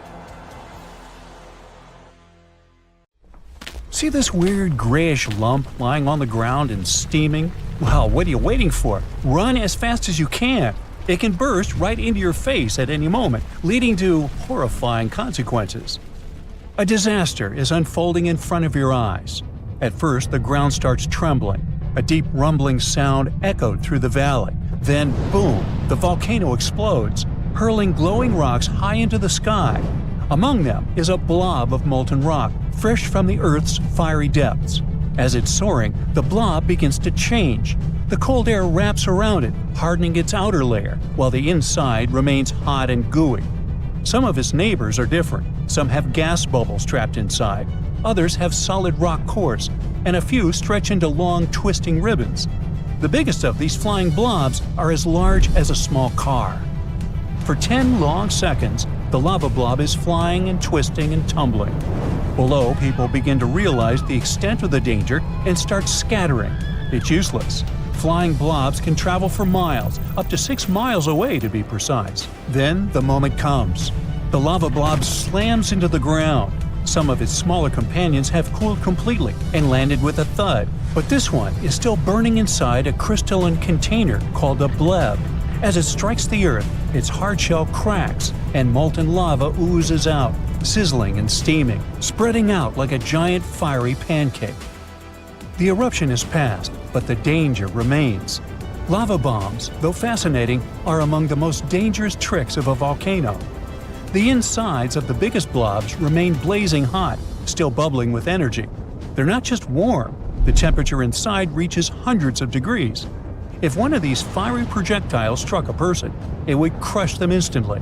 Even worse, lava bombs can blow apart or cause secondary explosions in 2 cases. If the lava bomb has volcanic gases, like water vapor, CO2, or sulfur gases inside, rapid cooling can trap them. When pressure builds up, it can cause the bomb to burst. Or, if a hot lava bomb lands in water or ice, the sudden temperature change can create steam explosions, sending debris flying. Lava blebs come in different shapes, depending on how fluid the magma was when it was ejected. Their forms are also shaped by how they travel through the air and how they land. Ribbon blebs form when very fluid magma is thrown out in long, stretchy blobs. As these break apart in midair, they create thin ribbon-like fragments that land intact. These blebs often have fluted textures and small air pockets inside. Spherical blebs also come from highly fluid magma, but instead of forming ribbons, they're shaped by surface tension, which pulls them into nearly perfect spheres as they cool. Spindle or almond-shaped lava blebs start off similarly to spherical ones, but as they spin through the air, they stretch into elongated football-like shapes. One size usually ends up smoother than the other, showing how it moved when it fell. Cowpie blebs, yep, the real name for them, form when very liquid lava doesn't cool before hitting the ground. Instead of solidifying in the air, it lands while still molten and flattens on impact, spreading out in irregular roundish shapes that resemble, cow patties. There are also bread crust blebs that occur when the outer layer of a lava bomb hardens during flight while the inside remains hot. As the interior expands, it cracks the hardened shell, giving it a texture similar to the crust of a loaf of bread. Cored lava bombs have a hardened shell surrounding an inner core made of older volcanic rock, pieces from an earlier eruption, or even fragments of the surrounding landscape. Whatever shape a lava blob takes, you should watch out for one during a volcanic eruption, even if you're miles away from the epicenter. But lava blebs aren't the only danger you should watch for when wandering around volcanoes. Sometimes, when small drops of lava are thrown from a volcano, they can stretch into thin, elongated shapes as they cool. If they form small, teardrop-like shapes, they're called Pele's tears, after the Hawaiian volcano and fire deity. If they become longer, thinner strands, they're known as Pele's hair. In this case, you can notice something that looks like golden mats of fine hair covering the ground. These aren't strands of human or animal hair, but delicate threads of volcanic glass. They form when gas bubbles in lava burst, stretching the molten rock into long hair-like fibers. Pele's hair can be incredibly thin, sometimes just 1 micron thick. But at the same time, they can reach up to a couple of feet in length. They are so lightweight that the wind can easily carry them through the air. Later, they settle in low-lying areas, sometimes piling up in thick layers. Now, despite their delicate appearance, these strands are actually tiny pieces of glass. They are sharp and brittle, and if they get on the skin, they can cause irritation. If they get into the eyes, they can be even more dangerous. That's why it's very important to be cautious when around Pele's hair. Now imagine a tidal wave of fire and ash racing down a mountain with unstoppable force. This is a pyroclastic flow, a fast-moving surge of scorching gases and shattered rock that buries everything in its path. These flows can stretch for miles, moving as fast as a racing car and reaching temperatures hot enough to melt metal, up to 1800 degrees Fahrenheit. Pyroclastic flows strike without warning. The collapse of an erupting volcano's towering ash column or a lava dome, a massive plug of hardened lava sitting at the volcano's mouth, can easily trigger one. The moment it gives way, the fiery avalanche is unleashed, rolling down the slopes with terrifying speed, vaporizing forests, flattening villages, and incinerating anything caught in its path. There is no outrunning a pyroclastic flow. It is the most fatal force a volcano can unleash, responsible for claiming over 90,000 lives in the past 400 years. That's 1/3 of all volcanic fatalities. Not only do these flows burn, crush, and suffocate, but they also destroy buildings, bridges, and anything human-made. While scientists can predict the most likely paths, usually along valleys, history has shown that powerful flows can jump ridges, sweep over hills, and strike areas we once thought were safe. Volcanic lightning isn't as dangerous as a pyroclastic flow, but it's a breathtaking view. It forms only in the thick ash-filled clouds that erupt from certain volcanoes. These towering columns, called volcanic plumes, shoot up into the sky when a volcano releases massive amounts of ash. Not all volcanoes create these plumes. That's why volcanic lightning is rare. For example, the volcanoes in Hawaii mostly erupt with flowing lava rather than thick clouds of ash, so they almost never produce volcanic lightning. Now look at these tiny ash particles. Before an eruption, they're squeezed together inside the volcano under extreme pressure. But when they burst into the open air, they collide and rub against each other in a process known as friction. This friction charges the particles, just like when you rub a balloon on your hair. As these charged particles rise into the air, they start to separate. Positive charges move one way and negative charges move in a different direction. When the difference in charge becomes too great, the energy bursts free as a lightning bolt, cutting through the volcanic plume. Some of the most devastating consequences of a volcanic eruption are lahars. A lahar is a powerful, fast-moving river of mud, ash, and rock that rushes down the slopes of a volcano, destroying everything in front of it. These terrifying mud flows form when heavy rains mix with loose volcanic debris. When lahars sometimes happen during an eruption, they can also strike without warning. This makes them especially dangerous. Like pyroclastic flows, lahars move fast, sometimes traveling hundreds of miles. They can bury entire towns, sweep away bridges, and wipe out roads, leaving behind a deep layer of mud and rock. One of the most devastating lahar disasters happened in Colombia in 1985 when the Nevado del Ruiz volcano unleashed a mud flow that buried the town of Armero, taking the lives of over 23,000 people. Another tragic event occurred in the 1990s when lahars and pyroclastic flows from the Soufriere Hills volcano wiped out the capital city of Plymouth, causing $500 million in damage. This is John. John seems to attract all kinds of bad weather and natural disasters wherever he goes. See for yourself. One day, John notices his dog is restless. The pooch keeps scratching the entrance door and wandering around the house. He even tries to hide in the corner, howling and barking. When some mugs start to clink in your cupboard, John realizes what it means. The noise is produced by foreshocks, mini earthquakes leading up to the main event. Earthquakes often happen in clusters. After a few weak quakes, a much bigger one is likely to be on the way. Sometime before the disaster strikes, people might notice bizarre blue lights. Some of them seem to be coming out of the ground. Others are hovering in the air. These are earthquake lights. They may appear days or mere seconds before the ground starts shaking. Now, John is walking along the ocean shore. Suddenly, he sees the water retreat from the beach. Really, really fast. Uh-oh. John, run away as quickly as you can and find some high ground. A tsunami is coming. And your life might depend on how fast you react. If John spots a bizarre and unexpected rise in sea level, it can be another sign of an approaching tsunami. This happens in 40% of cases. The incoming water is the first tsunami wave. The second one, way larger, will come in about 10 minutes.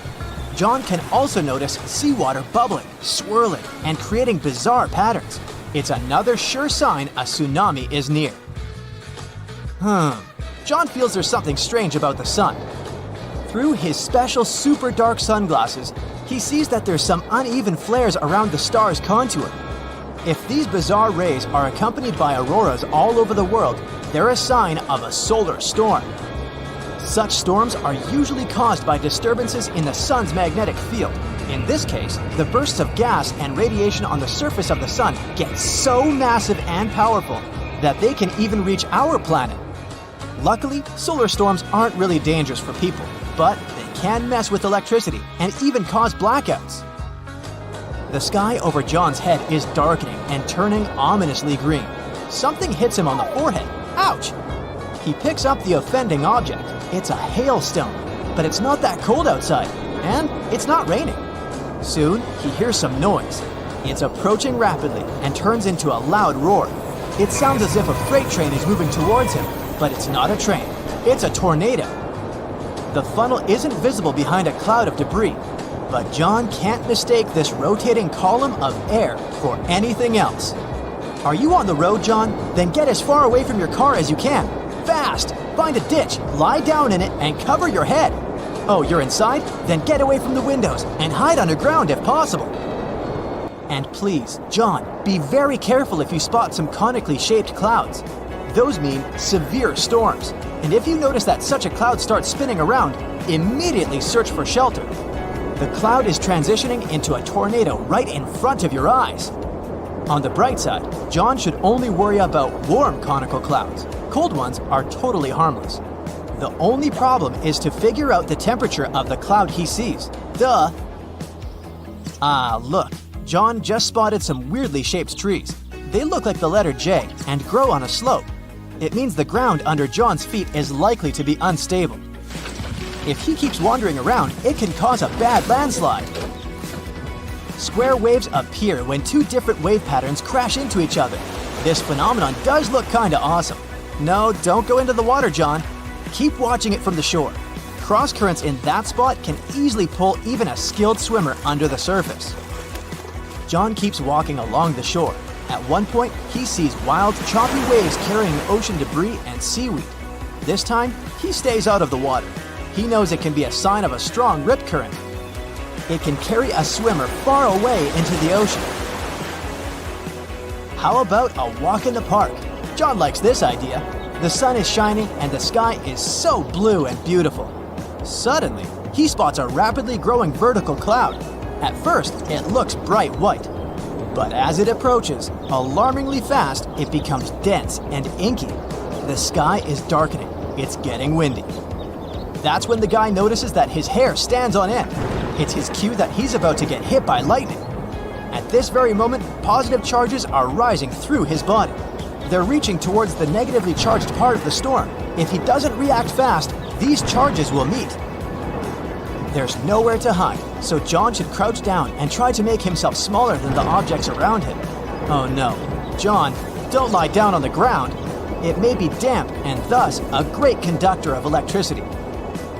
There are other signs that scream danger during a lightning storm. John's palms may begin to sweat. He might hear bizarre crackling and buzzing sounds coming from metal objects nearby. His skin can start tingling. There might be a strange metallic taste in his mouth. Plus, John is likely to smell chlorine. That's how ozone smells. Electrical charges split the molecules of nitrogen and oxygen, which are the main gases making up the atmosphere, into separate atoms. When these atoms come together again, some of them produce molecules made up of 3 oxygen atoms. That's ozone. We can smell it during a thunderstorm because downdrafts bring this gas from high altitudes to your level. Some bugs can feel a storm coming. They get ready for a natural disaster by freezing. So, when John notices that insects around him look drowsy, he knows to get ready. Oh, and bees can predict heavy rainstorms. These critters begin to work much harder the day before it starts raining. While walking next to the river during a period of heavy rains, John hears a roaring sound. He feels paralyzed with fear. It's likely to be a flash flood moving in his direction. Indeed, he soon sees debris coming down with the flow. The water is rapidly changing its color, becoming muddier and darker. Flash floods are very, very dangerous. Take care of your safety immediately, John. Another day, John sees a spectacular wall cloud. It seems to be stretching for up to 5 miles. In the best case scenario, it's just a severe storm coming. But if the wall cloud begins to move in a circle, it's a sure sign of a tornado. John is walking across a snowfield in the mountains, listening to the sounds the ice under his feet makes. The noise is kinda hollow. Quickly check whether there are cracks around your footprints, John. If so, the chances are an avalanche is about to happen. Soon, John sees an avalanche moving in his direction. He does his best to get off the slope. In most cases, he could probably outrun it by heading downhill and then veering sideways, but not this time. He realizes he doesn't have enough time and heads for the nearest tree. If John keeps holding on to it really tightly, the avalanche might not pull him along. But if this doesn't work, he should try to swim up to the snow's surface while the avalanche is still moving. On a pretty nice summer evening, John notices leaves with soft stems droop all of a sudden. It might be because of an upcoming storm. Right before extreme weather arrives, the air usually becomes more humid. Leaves also get damp and heavy. and the wind easily flips them over. John lives in a pretty old house and is used to having cracks in the interior walls, but one day, he notices that some of them have widened. And look, there are a few new ones. It's an alarm bell. He lives in an area with loads of limestone, so new cracks can mean a sinkhole is about to open next to his house. John is hurrying home, trying not to waste time admiring shelf clouds. They look like something from a sci-fi movie. They form when warm and moist air gets caught in a thunderstorm updraft, and these ominous clouds most often mean a storm is coming. Salar de Uyuni feels like you're standing on top of a large mirror, but it's actually a salt flat of more than 4,000 square miles. It's located in Bolivia, South America's highest elevated country. This natural mirror is a remnant of prehistoric lakes that had evaporated a long time ago. Even though it may look flat, GPS technology proved that some of the landscape has some little defaults that are all less than an inch small. The place is so bogged that it has around 10 billion tons of salt. If you get there at the right time, some of the nearby lakes overflow with a small layer of water, which acts as the mirror of the sky. Many locals extract salt and lithium from here. Don't forget to pass by the world's first salt hotel when you visit. You can find a real rainbow mountain in Peru. Scientists still can't explain it. The colorful peak is hard to reach, but seeing the blue, red, green, yellow, and pink colors in nature is something to remember. Baratara Gorge Waterfall has 3 natural bridges for anyone to walk across, take awesome pictures, and even have picnics. The waterfall is a result of limestone erosion that's been going on for millions of years, even though it looks like someone punched a hole right in the middle. It's located in the village of Tanurine, which is just 2 hours away from the capital, Beirut. The Dead Sea has a high concentration of salt and minerals compared to other seas, even though it's technically a lake. Swimming is almost impossible, but people go there for the natural chemicals for the body. Floating on the surface is a great way to relax.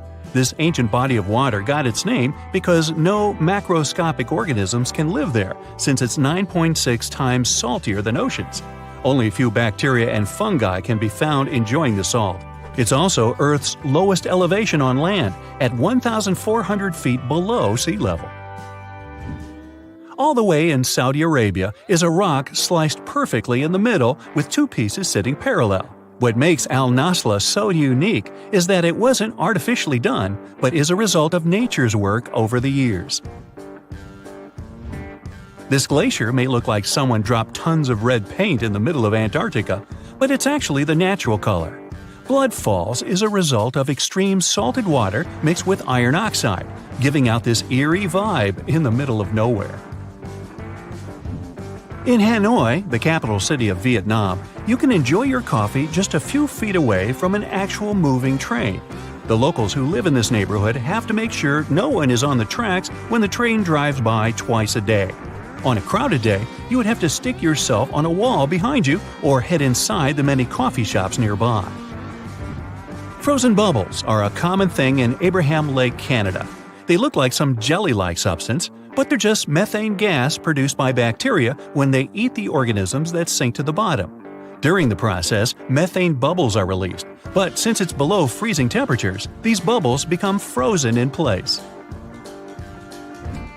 Australia is home to a unique horizontal waterfall on the coast of the Kimberley region. It's really just a fast tidal flow moving through 2 narrow aligned rocks. The tides can rise 30 feet. The falls reverse whenever the tide changes.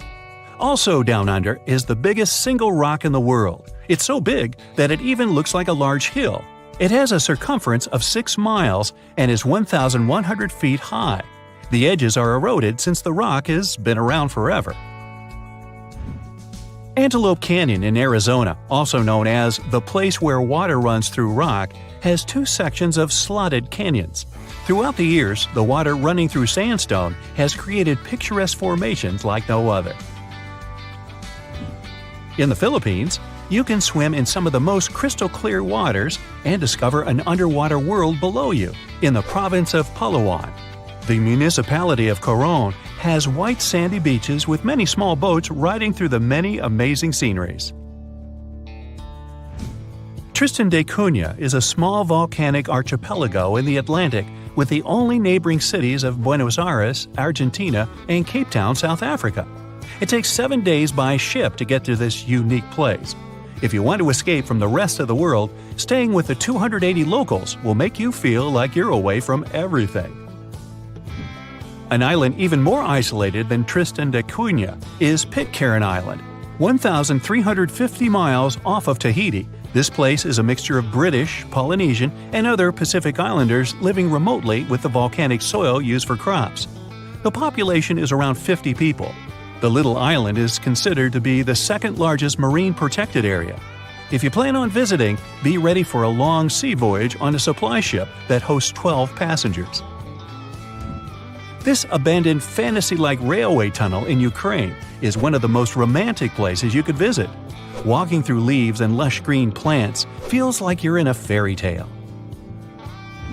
Croatia's Plitvice Lakes National Park is a major tourist attraction and a World Heritage Site with many unique animals and plants teeming around.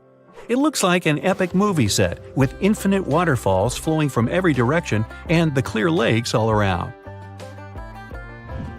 Lake Baikal, Siberia, is the oldest lake in the world and contains 20% of unfrozen fresh water on Earth. It's also the deepest lake in the world, with a maximum depth of 5,400 feet. It's one of the most diverse places for organisms due to its age and isolation. More than 1,300 species of animals and 570 plants live here. An underground crystal cave exists in Mexico, and it looks like some interstellar world. It's roughly 1,000 feet beneath the surface, with each spike measuring up to 35 feet in length and weighing up to 55 tons. These are some of the largest crystals in the world. Red sand is what makes this beach unique and why tourists flock to Tianjin, China. A red-colored plant called the Suida salsa dwells in the saltwater. The whole beach is covered in red, with only the top layer of the sea visible. Also in China are the Tianzi Mountains, which inspired a famous Hollywood movie. These unique mountains spread across 20 square miles located in the Wuling Yuan area. Millions of years of rock erosion created this amazing beauty. All the way over in sunny California is Sequoia National Park, home to the giant forest. It's been around for thousands of years. More than 8,000 of these colossal trees rule the land, including 10 of the largest living plants in the world. The General Sherman sequoia is estimated to be up to 2,700 years old and is recognized as the world's largest known living tree by volume. Japan's Cat Island has a population of less than 10 people and over 120 cats. The island is located in a remote region and the locals love it. If you're visiting this place, make sure to bring someone who loves cats. Yemen is home to the oldest skyscrapers in the world and the oldest metropolis. The ancient city of Shibam is considered to be the Manhattan of the desert due to the collection of mud buildings popping out of the desert floor. It was used as a caravan stop during ancient times. These mud brick buildings are 7 stories high and were built out of fertile soil, hay, and water that were made into bricks and left to bake under the sun for days. The ground floors were used for keeping livestock and grains, and the upper levels were places for socializing and catching good views. The chemical composition of the ancient hot springs in Pamukkale, Turkey, makes the water pouring over the edge look magical. They're not only good for cleansing your body, but the mind too. The shape and formation of these rocks aren't a result of some human's work. They were created by intense volcanic eruptions. Scientists are still confused why the Giant's Causeway in Ireland is shaped in such a weird way. Socotra is an alien-like island off the coast of Yemen in the Indian Ocean, with one of the most unique trees ever seen. It's called the dragon tree, and it can only be found on this amazing island. In 2008, it was labeled as a World Heritage Site. Black Falls in Iceland gets its name from the dark lava column surrounding it. The base of the waterfall has sharp rocks. The entire structure was the inspiration for Icelandic architecture seen in some of their famous buildings. A trip to Hawaii may become your last. This is exactly what happened to David Potts. who came to Maui to spend some quality time with his girlfriend. We all know that the ocean can pose a whole bunch of dangers. Riptides, sharks, poisonous algae. Even a seemingly safe sand hole can end your life in a matter of seconds. Blowholes can do that too.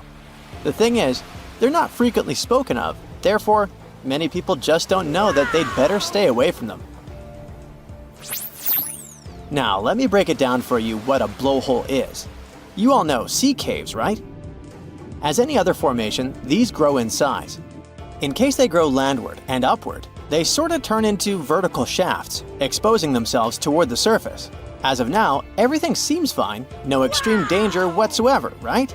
But the scary things start if those shafts begin getting hydraulic compression. In this case, seawater is released through a port right on top of the blowhole. The result looks like a geyser, and by the way, those blowholes even have a second name: marine geysers. The height of the spray may vary, and it's up to the geometry of the cave and blowhole, combined with tidal levels and swell conditions. So what exactly happened to David, who met his early demise in Hawaii? Those who were unlucky enough to witness this horrible incident said that Mr. Potts had been spotted dancing around one of those blowholes. He was dangerously close, just inches away from the opening. Moreover, some people claimed he had even been playing in the sprays of water that were shooting high into the sky. Then he suddenly disappeared into thin air. As it was discovered later, he fell into a blowhole. There were no official statements concerning whether Mr. Potts had passed away or not, yet he was never found, meaning his destiny is pretty much clear to everyone. The story took place back in 2011, so he's definitely not coming back, sadly. The big question is, who's responsible for this tragedy? There are no warning signs at the sign, so David could not know how dangerous that innocent fun was in reality. Moreover, witnesses claim it was slippery there, so it must have been an accident. However, despite most tourists knowing how notorious this area is, they still continue visiting the site. No tragic reminders help. So, how do you save yourself in case you come across a blowhole? The best way to do that is to keep as far away from it as possible. If you get sucked by it, your chances of surviving are virtually nil. Just for comparison, not every tsunami gives you chances this low. For instance, a 1-foot water level tsunami only gives you a 0.01% probability of passing away. Even a 3-foot water level, when you literally cannot stand on the ground, only says that the probability of passing away is high. Blowholes, on the contrary, don't give you any chances. They pull you in once and for all. But how do these terrifying holes actually work? Blowholes are most likely to form in places where there are crevices. A good example of a crevice is a lava tube. A lava tube, or you can also alternatively hear the name pyroduct, is a natural channel created by the movement of lava from a volcanic vent when it's traveling beneath the solidified exterior of a lava flow. When the lava within the tube drains away, it results in the formation of a cave. Those tubes can often be found along fault lines. A fault line is a flat fracture in the rock where significant displacement has occurred due to rock movement. Major faults in the Earth's crust are caused by tectonic forces, often forming at plate boundaries, like those found in subduction zones or transform faults. The rapid movement of these active faults generates most earthquakes, although some faults may shift slowly without causing seismic activity. It's known as aseismic creep. The next ingredient is powerful waves. When they hit the coast, water gets in those crevices. But since there's high pressure inside, it bursts out in the form of spray. To be honest, it's a whole show, as those water bursts are accompanied by a particular loud noise, which makes it very attractive for tourists. Sure thing, these formations do not only exist in Hawaii. Probably the most popular blowhole out there is located far away from Maui, in New South Wales, Australia. There's a small town of Kiama, and only around 15,000 people call it home.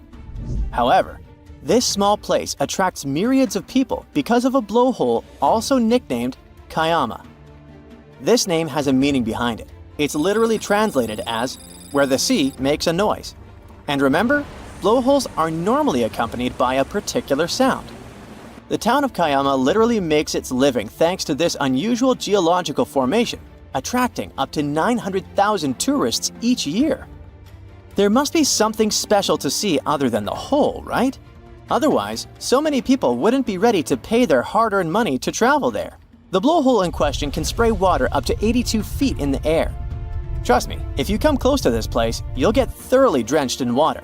While this is not surprising, as we're dealing with the world's biggest blowhole here. Remember I told you, once you get into the blowhole, there's no coming back? It's not entirely true. Scott Gutterson actually ventured inside, studied the blowhole, and even found a secret chamber there. When he first went down to the bottom of Kayama, he found there a couple of bronze statues, some fishing rods, hats, a push bike, and even money. Still, you gotta remember that Mr. Gutterson is a professional, and you should never repeat his stunts. It's not the only blowhole that the town of Kayama has to offer. There's one called Little Blowhole, all because of its narrow shape. The good thing about it is that it's safer to visit than its big brother, but it can promise views as spectacular as the big blowhole. The brothers are a bit far away from each other though. The big one is just several feet away from the coastline, and the little one is around a mile south of the main blowhole. Sometimes there are fun legends behind those natural phenomena. You see, modern people can explain why water bursts from underneath the ground. We know the mechanics and logic behind it. But in olden times, people were way more superstitious, and it was not only easier to explain various phenomena as something supernatural, sometimes it was the only one explanation available due to the lack of knowledge and equipment. Thus, La Bufadora, a big blowhole in Mexico, got its beautiful legend. People used to believe that there was a whale trapped in the rocky point, and that the whale would blow water to attract the attention of its pod. With time, the whale turned to stone and remained there forever. Nobody definitely believes in it in the 21st century, but this legend helps attract tourists from all over the world, which locals are very happy about. You see, La Bufadora is located in a small town 17 miles south of Ensenada, and the blowhole helps create working places. Locals opened souvenir and food places, and at some point, there were about 150 active businesses not far away from the famous blowhole. You can often hear that people call La Bufadora a marine geyser, and while some blowholes can be referred to this way, this is not the case with La Bufadora. This one lacks thermal sources, and thus it can't be called a geyser. The water sprout here is the result of air trapped in a sea cave and forced upward. For it to happen, a wave must push the air into the cave. As a result, this wave is released in the form of water, recedes, creating that signature spray going upward. By the way, those sprays can reach up to 100 feet into the air. The sprays have their own time frequency too. It depends on multiple factors. But as for La Bufadora, the range between eruptions is 13 to 17 seconds. Hey, ever heard of a fire rainbow? Yeah, me neither.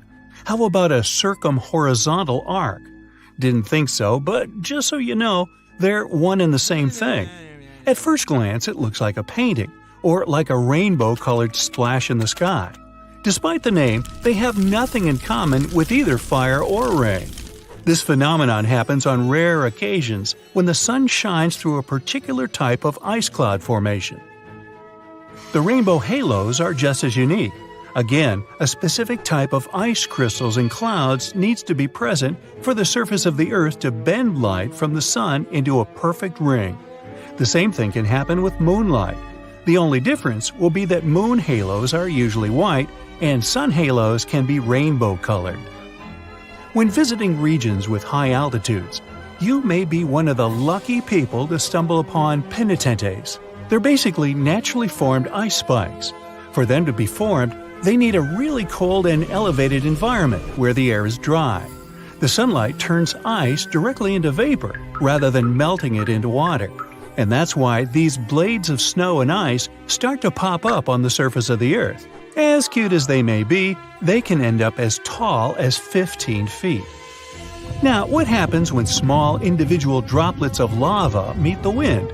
Pele's hair, basically. Let me explain. The word Pele comes from an ancient Hawaiian symbol for volcanoes. Whenever the wind picks up little drops of lava, it stretches them into hair-like strands, similar to the process of glass wire creation. These delicate strands can stretch as far as 6 feet. On rare occasions, it can rain without any clouds. But does it really? Let's look at the science behind this rare phenomenon. It's sometimes called a sun shower, just because it looks like the rain is falling straight from the sun. Let's be clear though, there is no way rain can ever come down directly from a star. Rain clouds are at a bit of a distance from that specific location. With sun rays being angled, the clouds become out of sight. Add a little wind to blow the rain in your direction and ta-da! You get sun showers. Located in Bolivia is a place called Salar de Uyuni. It's the largest salt flat in the world. It's also the home of half of the world's lithium, which is a crucial component for making batteries. But what else is so special about this place? Well, whenever the rain season comes, it turns this piece of flat land into a perfectly reflective mirror lake. What comes to your mind when you hear about the Blood Falls? A horror movie? Well, they are merely a series of waterfalls located in one of the driest regions of Antarctica. They emerge from an underground lake filled with a special kind of bacteria. These little organisms use sulfates as fuel instead of sugars, which makes them very intriguing for scientists. The water contained in this lake is so full of iron that it basically just rusts when it meets the air. Hence, the reddish color of the waterfall, which also gives it its trademark name. Okay, we all know the song, but it's not really made up.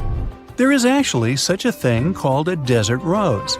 It's not a plant though, but a unique form of the mineral gypsum. It develops in dry sandy places that can occasionally flood. This constant switching between a wet and dry environment lets the gypsum crystals emerge between grains of sand, trapping them and forming a rose-like shape. Ever heard of the Eye of Sahara? Scientists are still trying to figure out how it was formed.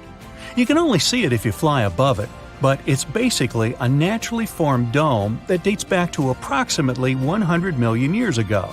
And no, I wasn't around then. It has a rough diameter of 25 miles and consists of a bunch of concentric rings. The biggest one, or the central area, measures about 19 miles in diameter. Astronauts were some of the first people to notice it, and it's been studied ever since. In fact, even to this day, when landing in Florida, they know they're almost home when they see the Eye of Sahara. One of the most beautifully colored trees in the world is located in the Philippines and Indonesia.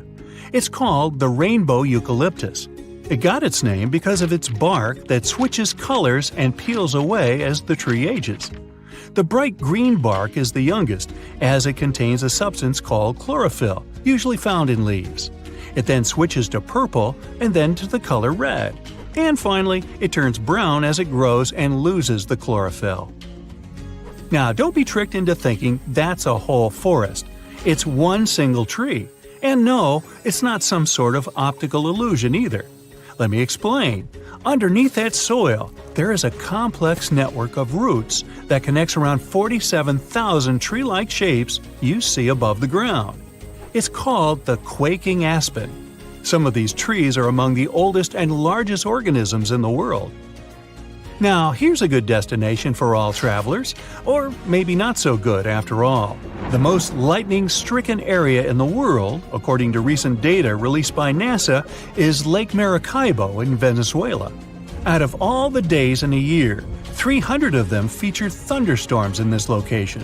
What makes this area so unique, though, that storms happen so often? Well, it's because where cool mountain air meets the warm, moist breeze and generates electricity over the lake. The Eternal Flame Falls are located in upstate New York, near the Canadian border. In this region, there is a tiny waterfall with a big secret, a spark about 8 inches tall. Turns out there's a natural gas seep that provides fuel to the flame behind the waterfall. The waterfall provides enough coverage so that it stays lit pretty much every time. Hikers do enjoy to relight it if they see that it's been blown out. This phenomenon is actually quite common, but this one gained more popularity because it is younger than most. And it looks very good in pictures, let's be honest. I've heard of yellow sand, white sand, and even black sand here or there. But I've never heard of green beaches until now. Papacolia, also known as Green Sand Beach, is located in Hawaii and is one of the few beaches in the world that features green sand. The unique coloring comes from olivine rock that was formed when a nearby volcano erupted. Actually, in Hawaii, all the volcanoes are nearby. Move over green sands because some of the other beaches around the world can even glow at night, and it's completely natural. The culprit? A little thing called photoplankton, or microalgae as they're sometimes called. They're basically little plants that contain chlorophyll and need sunlight in order to live and grow. Most photoplankton kinds are able to float in the upper part of the ocean, where the sunlight can still reach them beneath the water. When the photoplankton gets agitated by the movement of waves and currents, they emit light, which looks like some glow during the night.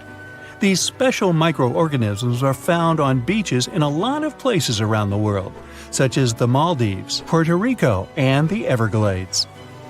At the base of a mountain located just outside of Afton, Wyoming, is a little river called the Intermittent Spring. There are only 3 of this kind in the whole world, but what makes this little string of water so mysterious? Well, the fact that it starts and stops every few minutes. Scientists have yet to pinpoint precisely why this happens. They speculate that it's basically just a siphon effect that happens deep within the ground that causes the river to just start and stop so often. Should you ever be interested in checking it out, be sure to do so in the late summer, as that's when the intermittent spring is most active. Do you see the irony here? You can only see the spring in the summer? Okay, I'm done. So in Westbrook, Maine, people saw an enormous ice disk in January 2019. This disk was like a wintry carousel. It was spinning away in the Penobscot River.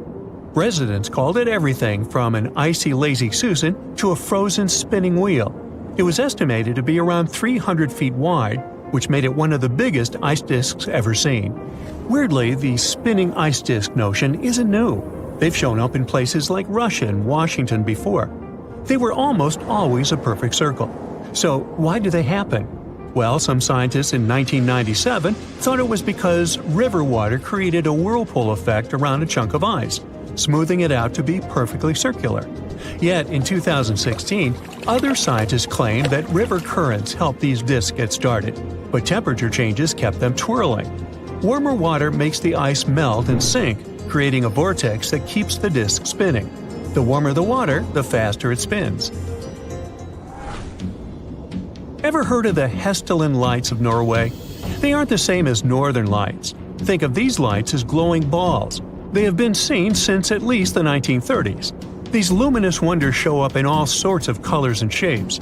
Sometimes they flicker, and other times they just chill in the air. The Hestilin lights can show up 10 to 20 times a week. They appear both during the day and at night. They can last for just a few seconds or hover for over an hour. Interestingly, nobody has a clue about what exactly they are. The efforts to understand these lights include Project Hestilin, started in 1983, and later projects like the Triangle Project. Despite ongoing research, there's no consensus on the origin of the lights. Some suggested explanations include misperception of celestial bodies, aircraft, or mirages. One theory ties the lights to airborne dust from mining, while another mentions plasma, formed by ionized air and dust during radon decay. Okay. Ringing rocks is a cool geological thing you probably didn't know about, and it's our next stop on the Mysterious Natural Phenomena Tour. You can find them in Bucks County in the U.S. If you give these rocks a hit with a hammer or another rock, they start ringing. Scientists have been studying them, but the mystery remains. There are different hypotheses about this one too. Things like the size and shape of the boulders and how they're stacked can affect the sounds they make. But that alone doesn't give them the ability to ring. Even though the sound is often described as metallic, it's likely because of the rock's density and internal stress, not just its iron content. A scientific experiment from the 1960s suggested that the ringing ability came from some internal stress, not external weathering. The live rocks, found in the middle of boulder fields, showed expansion or relaxation after being cut, indicating internal elastic stresses. A slow weathering rate and dry fields could cause these stresses. The relic stress theory suggests that these boulders act like guitar strings. A de-stressed boulder gives a dull thud, but a stressed one resonates at different frequencies. The boulders can still ring when removed from their fields, leading to myths about stealing them. Most fields are now cleared of smaller ringers, and breaking large boulders stops the ringing. Large equipment is needed to move the remaining small ringers, weighing over a ton. Now let's talk about the Naga fireballs. They only show up along the Mekong River in Asia. These picky fireballs hang out in just a 155-mile stretch of the river. The reddish glowing balls rise naturally from the water into the air. Their scope ranges from small particles to the size of a basketball. The reported number of fireballs varies from tens to thousands per night. They can be spotted all year round, but they seem to go wild during the full moon in late autumn. Why? Well, that's just another one of their little mysteries. Some have tried to explain the phenomenon scientifically. One theory suggests that flammable phosphine gas from the marshy environment could be the cause. However, skeptics argue that spontaneous ignition isn't likely to be the reason. Another scientific explanation involves free-floating plasma orbs created when surface electricity is discharged into a solution. Still, these typically occur in controlled settings during experiments, and not naturally. We can carry on with ball lightning. It's a super rare thing, a glowing ball that shows up in the air. It likes to make an appearance close to the ground during thunderstorms, hanging out with regular lightning. It can be red, orange, yellow, white, or blue, and it's often accompanied by a hissing sound and a funky smell. This flashy sphere of light is a quick show. It lasts just a few seconds, zooming around, and then poof, it's gone, sometimes quietly, sometimes with a little pop. Ball lightning might seem like a troublemaker, but it's usually harmless. Sure, it's been known to burn or melt stuff on occasion, but it's not out to get us. Scientists aren't entirely sure why it happens or how it's related to regular lightning. People have been tossing around ideas like weird air or gas behavior, high-density plasma stuff, or even a vortex of glowing gases. Even microwave radiation trapped in a plasma bubble is on the list. But don't get it confused with bead lightning. That's a different one, more like a string of beads. And it happens when a bolt of lightning sticks around for a good chunk of a second. Shh! We're now at the Mapimi Silent Zone. It's this spot near this place in Mexico. The story goes that in this desert patch, you can't pick up any radio signals or talk to anyone. In July 1970, a rocket from Utah went off course and landed here. It was carrying some sort of cobalt. Authorities had to haul away tons of soil from the crash site. Now, thanks to the cleanup, the Silent Zone is wrapped up in myths. People talk about weird magnetic stuff messing with radios and about plants and critters going through mutations. Well, locals go with it, boosting tourism in the region. Alright, we can now talk a bit about the sun. Well, it's not just a big ball of fire. It's got an outer layer called the corona. Think of it as an invisible sun jacket made of gases. You usually can't see it because the sun is super bright. But there's a trick. During a total solar eclipse, when the moon slides between us and the sun, the corona shows up, all glowing and white. The corona is scorching hot, even hotter than the sun's surface, which is kinda weird. Scientists are on a mission to crack this heat mystery. They found something called heat bombs shooting from the sun into the corona, exploding and warming things up even more. But that might be just one piece of the puzzle. You see, the sun's surface is like a playground covered in magnetic fields. These magnetic fields create cool shapes on the sun, like loops and streamers. Special telescopes help us see these cool patterns up close. The corona stretches way out into space, and from there, it sends out the solar wind that moves through our solar system. Its particles are so speedy that they escape the sun's gravity. So, there's this cool spot called Kuala Sangalore Beach that you can only check out when the tide is low. The timing changes every day, and you can't get there when the tide is high. Most of the time, it's hiding under the sea, not even on the map. But when the tide's just right, bam, it pops up. kind of like Malaysia's own version of Salar de Uyuni. People call it the mirror of the sky because when it's not underwater, it turns into a giant reflection of the sky. An awesome spot for cool Instapics. Besides being a sweet travel spot, it's also home to a bunch of marine life, like sea and baby clams that live all over the sandy shores.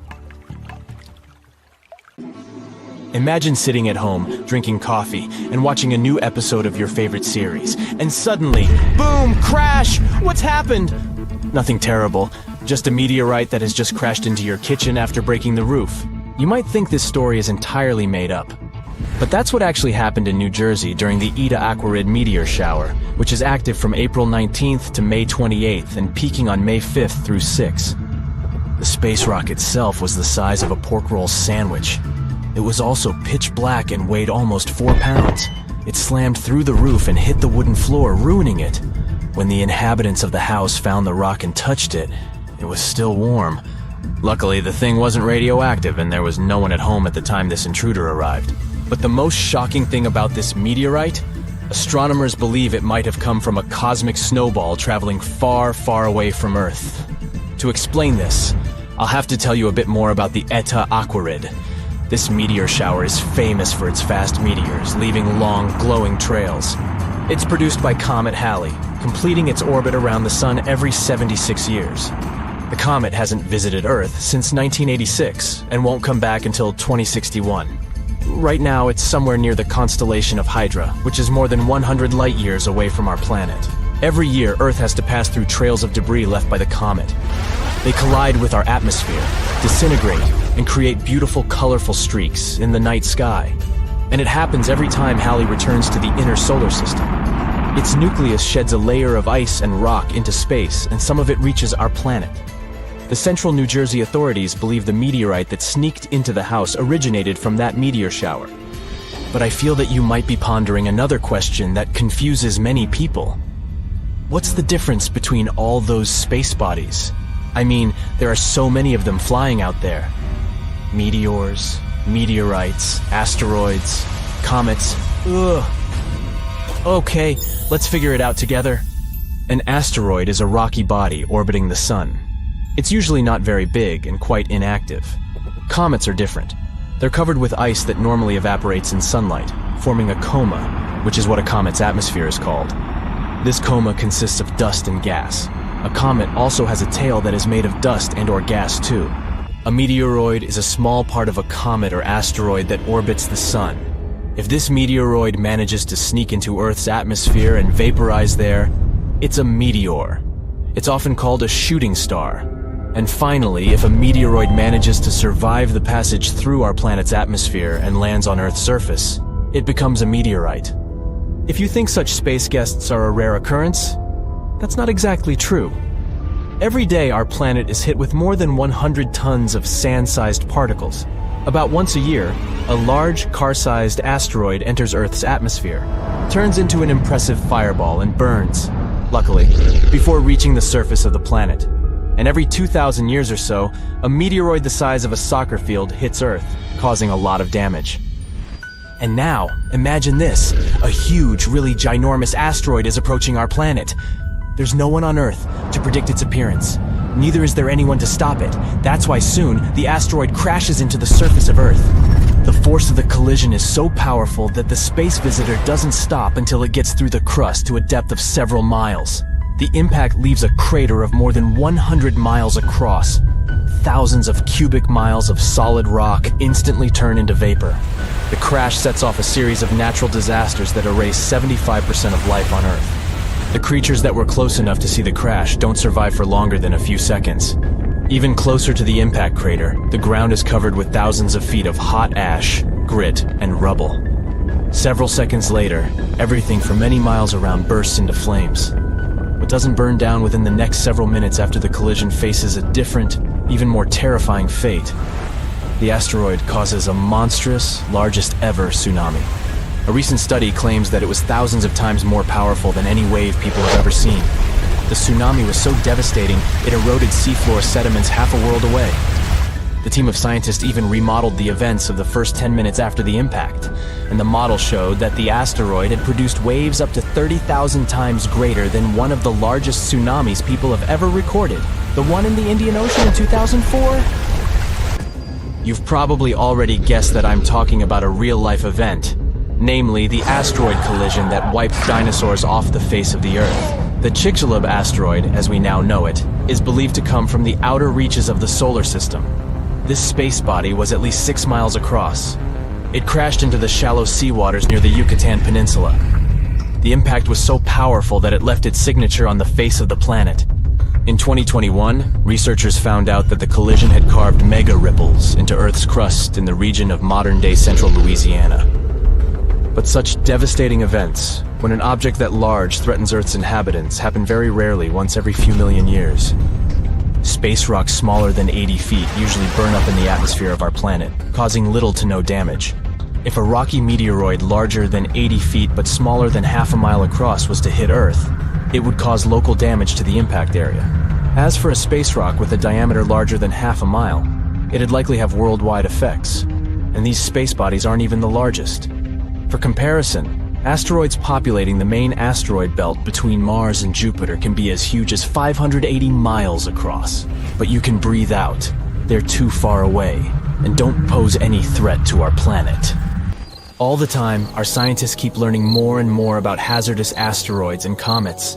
They have even established a Planetary Defense Coordination Office, aka PDCO. It ensures that potentially hazardous objects get detected as early as possible. An object is considered potentially hazardous if its orbit is predicted to bring it within 5 million miles of Earth. It should also be large enough to reach the surface of our planet, over 100 feet across. Interestingly, a meteorite impact isn't the worst thing you need to worry about. Some scientists warn that the most dangerous thing is the shock wave produced by a meteor breaking apart in the atmosphere. For example, one meteor, which originally was an asteroid the size of a 6-story building, entered our planet's atmosphere in February 2013 and broke apart 15 miles above the ground. This generated a shockwave that was equivalent to a ginormous explosion. An even larger space visitor was called the Tunguska meteorite. It was also 10 times more energetic. It broke into pieces over the Tunguska River in June 1908, flattening 500,000 acres of forest. If the meteorite hadn't been so huge, this event would have gone undetected because of the remote location where it all happened. So it's a good thing that 90 to 95% of meteors don't survive the fall through our planet's atmosphere. Only those that are made of stronger materials make it so far. Most meteorites, though, are thought to come from comets, which are way more fragile than asteroids. We should also consider the speed of a meteor. If one is approaching Earth at a slower speed, it's more likely to survive the collision with the atmosphere of our planet. It means that the meteor won't burn completely, and some of its remains will reach the ground. Ah, a purple sunset.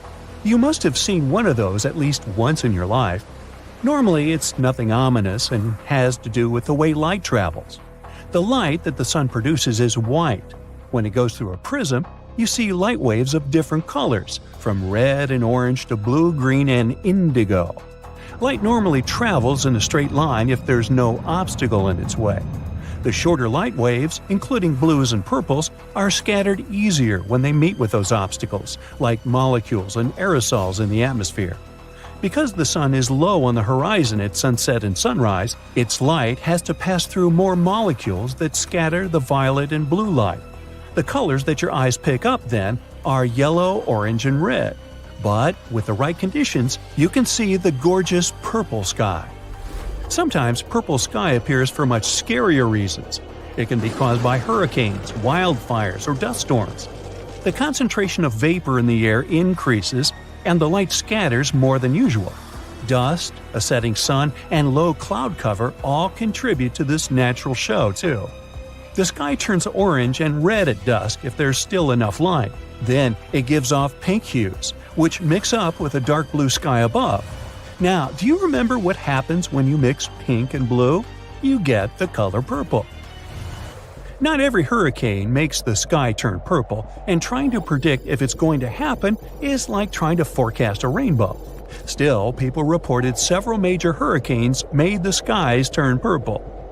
Now, green skies might look just as spectacular as purple ones, but they actually also scream danger. They're usually there to tell you a thunderstorm, hailstorm, or a tornado is somewhere nearby. The unique color is a result of yellow sun rays getting mixed with the blue light coming from storm clouds.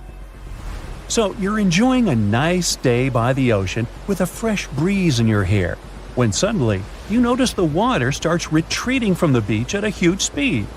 This is a sign for you to start running as fast and far away from the beach as you can. This most likely means that a tsunami is on the way. A quick reaction maximizes your chances of survival. Now, if you notice the sea level is rising, but it doesn't seem too extreme, it could be another sign of an approaching tsunami.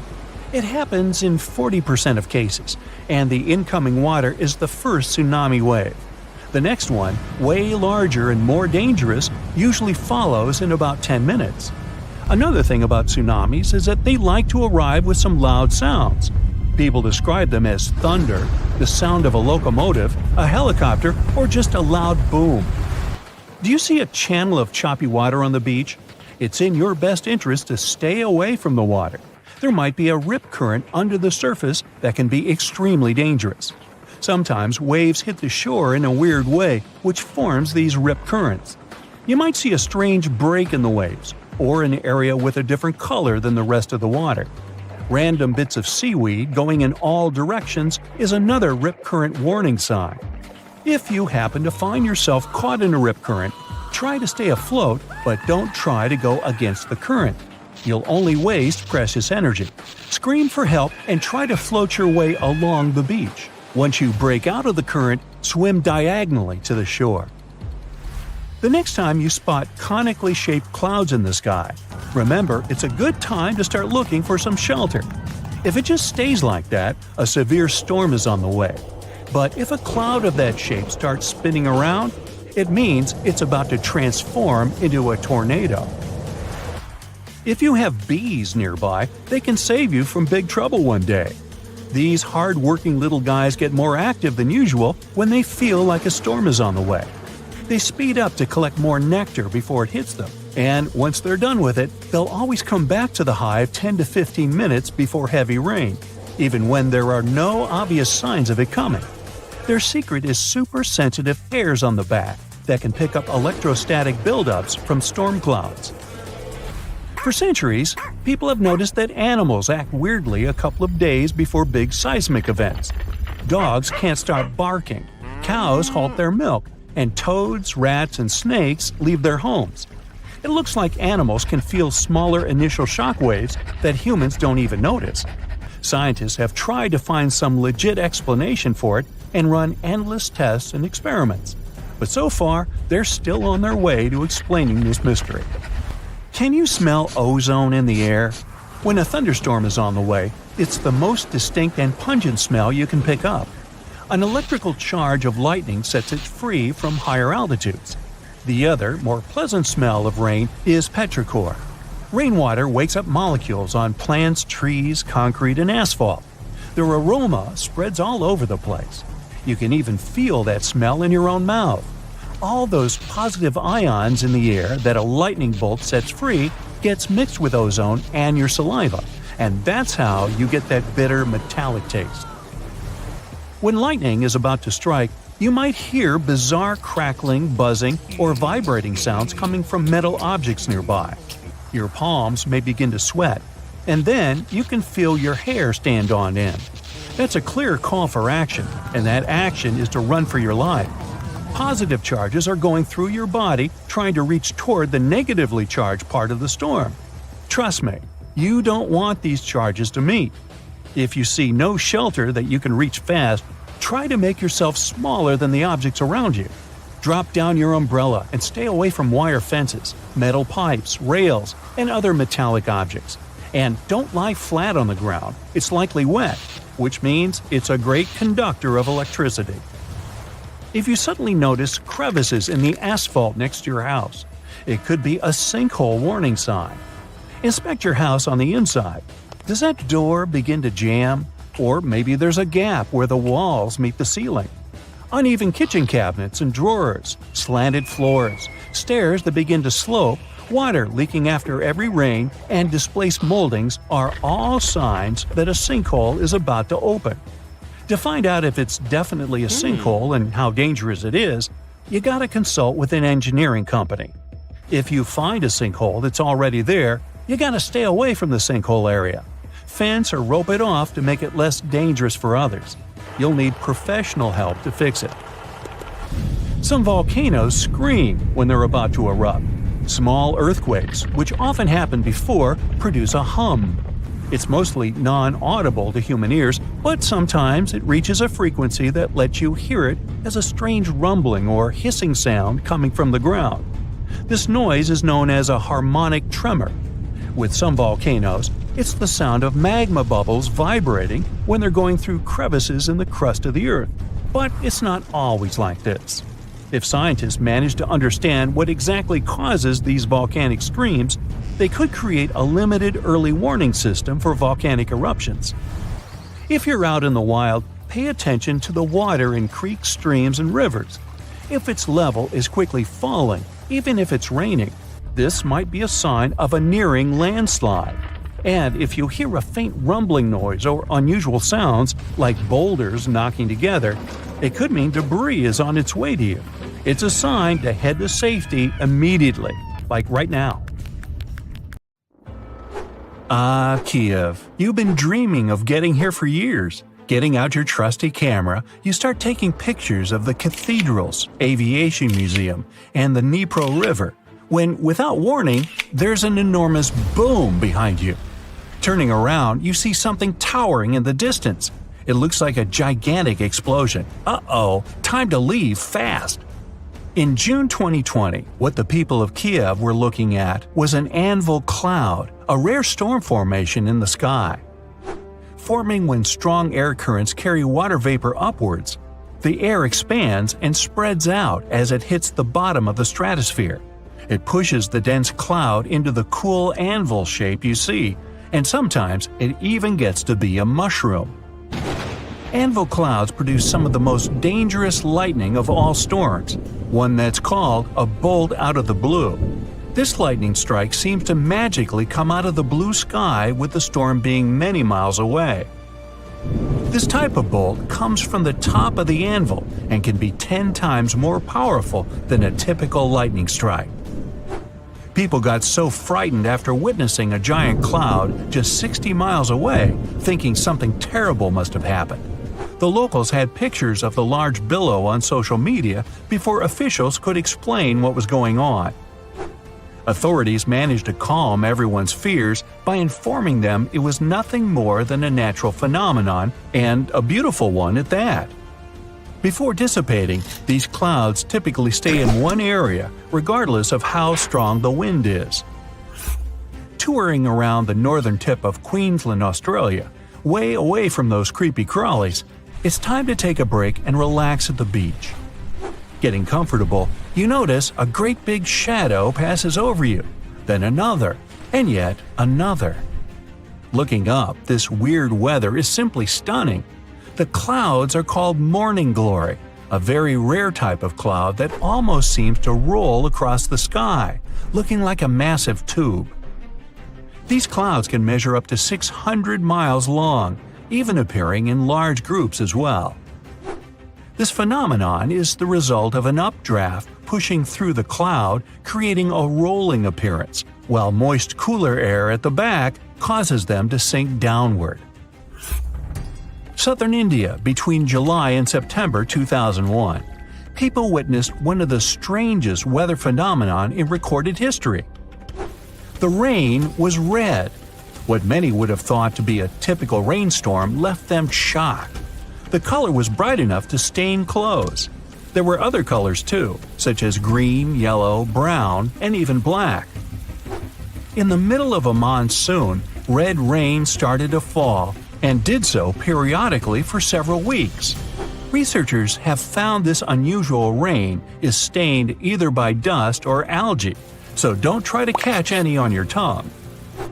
Scientists aren't entirely sure how the algae got all the way up there. This does make events like this a little unsettling. Like to take a bubble bath to relax after an exhausting day, but taking too long to fill the bathtub? Problem solved. Head to any coastline after a big storm and take a dip. Foamy tides aren't native to any one place or location. They can be formed anywhere in the world. They're most likely to happen along rocky coastlines, like the coast of San Francisco, Northern Ireland, or the Mululaba, Australia. Each coast has differing conditions forming the sea foams. If you scoop up seawater into a glass and look at it closely, you'll see it's full of tiny particles. Many things like plants, chemicals, and lots of salt and minerals create the perfect formula for foam. When powerful currents and wind mix it all together, we get something that resembles a cappuccino top floating on top of the water. When freezing temperatures hit orchards in Michigan, all kinds of unusual things happen, like ghost apples. No, they're not going to scare you at all. But if you plan on sneaking away one winter to find one, be warned. Everything has to be perfect for this to occur, and it's going to be freezing cold. This is actually a rare weather phenomenon caused by having the apples freeze where they are with rain coating the fruit in a thin layer of ice. The apples then thaw and leak out like applesauce, leaving just the beautiful ice shell behind. The Catatumbo River in Venezuela might be the most electric place in the world, with nearly 300 storm days per year. The lightning storms are so consistent, they're predicted for 3 months in advance. During the wet season in October, you might see 30 lightning flashes in a single minute, a truly shocking experience. With each bolt having the energy to power a single light bulb for 6 months, the impressive display could power all of Venezuela forever. At sunset, strong winds flow around the 3 surrounding mountains, forming storm clouds over the water. As the water droplets of humid air collide with ice crystals from the cold air, it produces the static charges that cause the lightning storms nearly every night. If that wasn't bad enough, some storms have lightning above them as well. Try to take a picture of this one. Jellyfish lightning sprites are electrical discharges high in Earth's atmosphere. They're associated with powerful thunderstorms, but they have nothing to do with rain. These sprites occur 30 to 50 miles up in the sky, in the mesosphere. Artificial lights at night make it a lot harder to see this faint lightning. If you spot one, it'll look tiny, but can be well over 30 miles wide. The red sprites are a type of cold plasma discharge above a thundercloud. They're the balance of the lightning charges between the storm clouds and the ground below. Don't try to find this type of donut at your favorite bakery. It won't be there. Snow donuts are one of the rarest meteorological sights to see, with perfect weather conditions needed just to create them.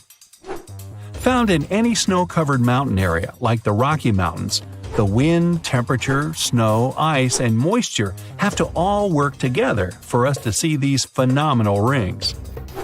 A thin layer of wet snow on the ground. Under that layer, ice or powdered snow. Then, a strong enough breeze to roll the donut down a hill, just like a snowball. Once it stops rolling, it can be the size of a baseball or as large as a car tire. It all depends on how strong the wind is. A newly formed snow donut won't stay around for very long, so hurry up with that camera.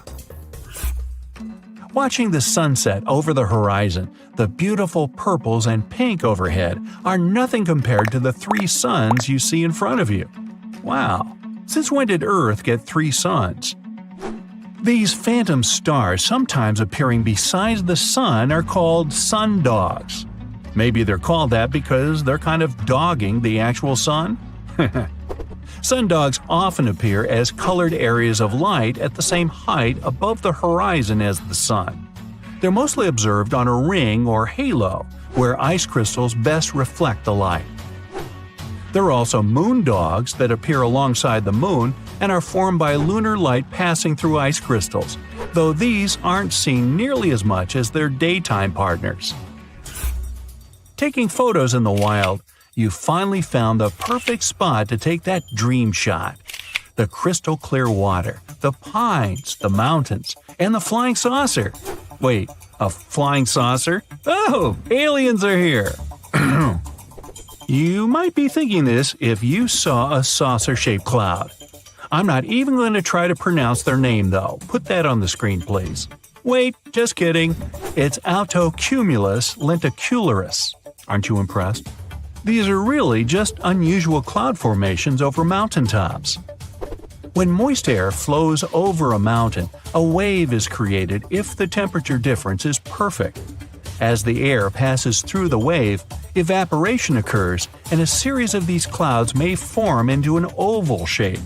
Not aliens at all. Whew!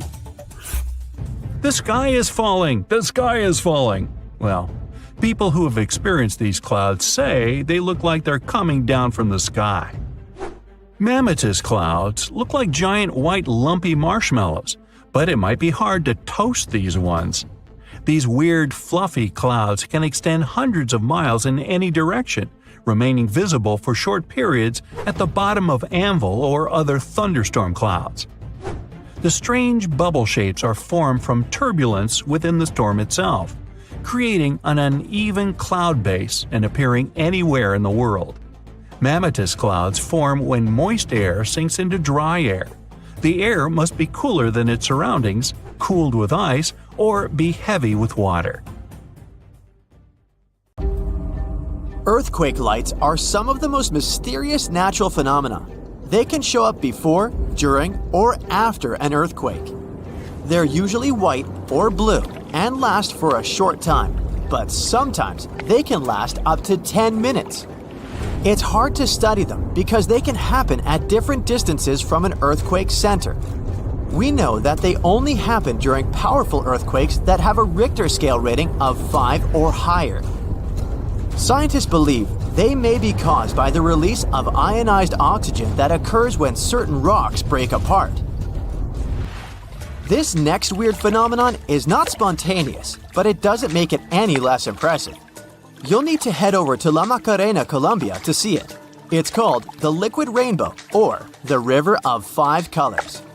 Here you can see the river change colors from red, yellow, green, and purple depending on the light and water conditions. This amazing sight is caused by a very talented aquatic plant. It attaches itself to the rocks in the river and gives the water a reddish color. The water is also very clear, with very few particles floating in it, making the red pigments show even clearer. Should you ever reach this amazing destination, you'll also meet diverse fauna hanging around the lake. Red macaws can be seen at this location, as well as howler monkeys. Every fall and spring, a magnificent natural phenomenon takes place in the Wadden Sea region in northern Europe. Approximately 1.5 million starlings flock at the same spot to rest in the tall grass for the night. However, before the night settles in, the starlings may be surrounded by hungry birds of prey. This creates a mesmerizing dance as the starlings form intricate patterns to escape from the birds of prey. This spectacle is referred to as the Black Sun and involves thousands of millions of birds flying in formation. The reason for their synchronized flight is that it makes it more challenging for predators to single out and capture some of the starlings. Volcanic sounds, also called volcanic acoustics, can happen before an eruption. They come from magma getting pressurized in cracks and pipes, bubbling explosions, and hot water systems near the surface of the volcano. As the magma rises, gas builds up and cracks the surface open. The gas-rich magma creates a sound like a pipe organ, which is known as a volcanic tremor. The sound changes over time, resembling a natural concert. A volcanic tremor is a sign that an eruption is coming. So it's best to seek shelter if you hear anything unusual near a volcanic site. One of the most surreal phenomena to experience on Earth is near sand dunes. Should you ever be at the top of a sand dune, you may be lucky enough to hear one of the strangest things. singing sand. The truth is, scientists have yet to fully understand why this phenomenon occurs. One theory claims that the sand might produce this sound while sliding down the dunes because of the friction between its grains. But how can you recognize whether what you hear is singing sand? Well, it's similar to an airplane flying in the distance. One of the few places on Earth where sand makes such a loud noise that it can actually be heard by tourists is in the Namib Desert in Africa, or in the barking sands of Hawaii. To see a rare golden waterfall, you'll have to drive to Yosemite National Park, more precisely, to the Horsetail Falls. You will need to plan your trip ahead of time to make sure you get there either in the winter or early spring. It's the only period of the year when this beautiful sight can be spotted. Let's be clear, it's not real gold falling down the mountain. Actually, it's an optical illusion. When at dusk, the sunlight hits the waterfall in such a unique way that it makes it look like a river of lava or gold. In a California national park called Death Valley, there are some rocks that seem to move on their own and leave trails behind.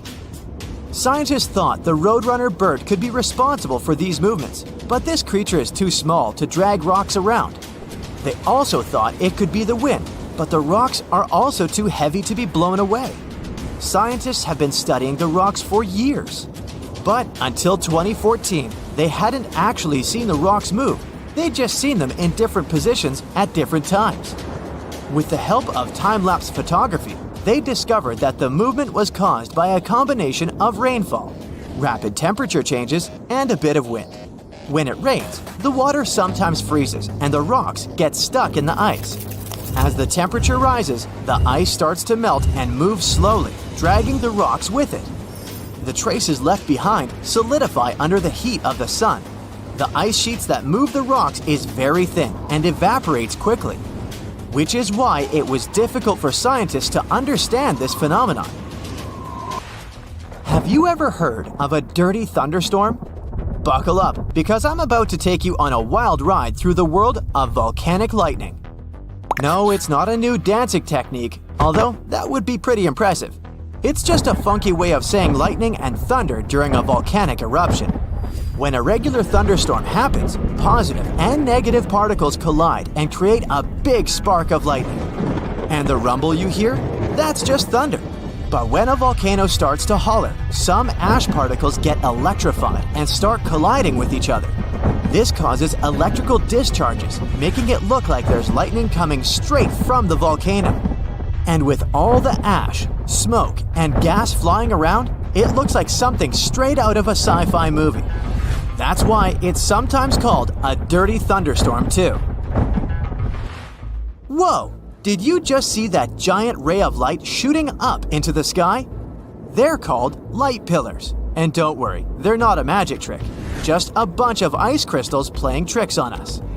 You see, when it's cold outside, these ice crystals floating near the ground reflect light from unshielded lights and create these columns of light that look like they're coming from outer space. But really, it's just a bunch of little crystals showing off their reflective skills. And if you think those natural light pillars are cool, wait till you see the artificial ones. They can be even taller because the light from streetlights is not the same. Ice crystals can reflect the light even if they're a little tilted. Just imagine, all that light is coming from streetlights just a few feet away. So next time you see a light pillar, don't run for cover, just enjoy the show. If you come across these quirky, bubble-like shapes in the sky, consider yourself lucky. These little gems are called mammatus clouds, and they're not your everyday run-of-the-mill clouds. Most clouds are formed when air rises, making them look like big cotton balls. But mammatus clouds are formed when air sinks, making them look like they're upside down. The air above and below such clouds creates a little turbulence, and before you know it, cloud particles form perfectly round orbs. Just don't stand there gawking at them for too long. They often signal that a thunderstorm is on its way. What do we have here? It looks like the sun is wearing a colorful party hat made of rainbows on top of the Ore Mountains in Germany. This phenomenon is called a sun halo, by the way. These snow-covered trees look like they're joining in on the fun too. It's all thanks to those ice crystals in high clouds. They love to bend and reflect light, making it look like the sun is having a halo lava lamp dance party. And yes, it might mean that bad weather is just around the corner, but don't let it spoil your fun. You can still hang around and take some great pictures. You're taking a stroll on a warm summer afternoon. The grass is green, the sun is in the sky, and suddenly, you feel yourself sinking.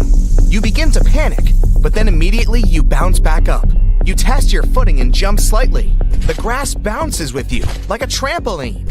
This phenomenon is caused by soil liquefaction. Excess water from heavy rain or floods becomes trapped in the soil, causing it to be waterlogged. This makes the ground temporarily act like a giant waterbed. While it may be tempting to run and bounce on this springy grass, it's best to tread carefully. The grass could potentially break open, and if someone fell through, it would be incredibly tricky for them to get back out again. An erupting volcano is already a pretty terrifying sight, with clouds of dark smoke and flowing molten hot lava. What's even more terrifying is that they can produce lightning. Volcanic lightning is pretty hard to study, so scientists don't know exactly what causes it. A common theory is that during an eruption, the ash picks up so much friction that it creates a buildup of static electricity. This static electricity then triggers the volcanic lightning. A fire whirl, or fire tornado, is exactly what it sounds like. They occur when ground winds pick up flames and escalate the embers into a whirling force. These spinning columns of fire can reach up to 1,000 feet tall, but luckily, they only last for a couple of minutes. Fire tornadoes are pretty rare, but they can be extremely dangerous. In Tokyo in 1923, a large citywide fire produced a gigantic fire tornado. The tornado lasted 15 minutes and devastated the city, causing significant damage and leaving 38,000 people injured. On a cold and cloudless winter night, you might have been lucky enough to witness colorful beams of blue and orange light reaching up towards the sky. These are called light pillars. They occur when light is reflected from tiny ice crystals that float about in the atmosphere. These pillars are more common in cold, northern countries like Canada or Russia. We've all seen the colorful rainbow arches that the sun produces. It's much rarer to see a rainbow light up in the sky, produced by the moon. This is called a moonbow. It's bright and colorful like a rainbow and occurs when moonlight reflects off water droplets in the sky. Moonbows are incredibly rare and can only occur in specific conditions. The moon must be very low, the sky has to be dark, and rain must fall directly opposite from the moon to create this lunar rainbow. If you're taking a moonlit stroll along the beach at night, you might come across the strange phenomena of a bioluminescent beach. This occurs when a microorganism in the water called plankton are agitated by the movement of the waves and give off a bright blue color. These microorganisms tend to live in warmer waters, so you can find these luminescent beaches in places like the Maldives, Puerto Rico, and even Florida. In Antarctica, you'll find the famous Blood Falls. Blood-red colored water pours out of the Taylor Glacier from an underground lake. Scientists originally believed that the striking color was caused by a microorganism, similar to the luminescent beach's glowing plankton. But after further studies, it was discovered that the water has abnormally high levels of iron that oxidize and turn to rust the second they hit fresh air. In colder climates where lakes are frozen all year round, if you look pretty closely beneath the icy waters, you'll notice frozen bubbles trapped in the ice. These are small pockets of methane gas. Bacteria in the water feast on other organisms and digest them to produce methane. The methane turns into floating bubbles in the frozen water, trapped beneath layers of ice. Asperatus clouds are one of the rarest events in nature. This cloud formation consists of incredibly dark and storm-like waves of clouds. Although these clouds appear ominous and look like they carry a heavy storm, they usually dissipate without ever affecting the weather. These clouds most commonly appear in the Great Plains of the United States, but they haven't been observed since 2009. Despite being a famously harsh climate, the desert can produce some beautiful things, like desert roses. These are intricate rose-like formations of crystal clusters. The intense switch between dry and wet conditions forms the crystals and traps grains of sand within them to give them their signature color. From afar, You could easily mistake a waterspout as a large tornado traveling over a body of water. In reality, waterspouts are a type of funnel-shaped cloud. They are rotating columns of cloud-filled wind which often take on a darker color. Waterspouts are much weaker and smaller than tornadoes, and they aren't strong enough to suck anything into them. This phenomenon typically occurs in tropical climates, and they usually dissipate before reaching land. Lenticular clouds are flat clouds that lay on top of the other, looking like stacks of pancakes in the sky. They typically form in high altitudes where geographic features like mountains or tall buildings interrupt the airflow. Because of their unique shape, lenticular clouds have been suggested as an explanation for some UFO sightings. As our climate changes, new natural phenomena develop.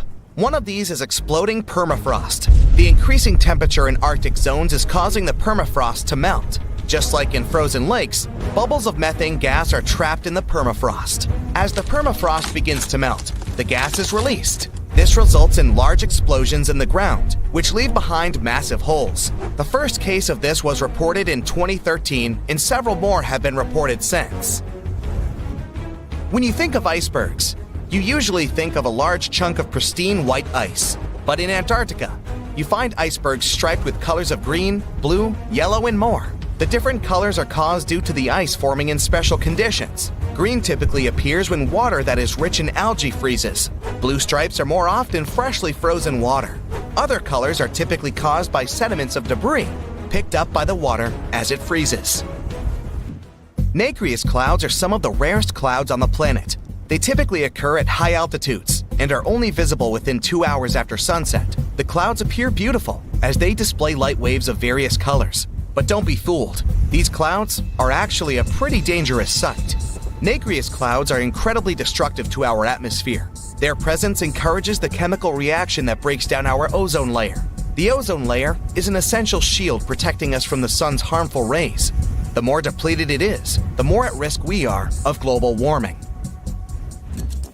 The last place you might expect to find a natural fire is in the middle of a waterfall, but it's more common than you think.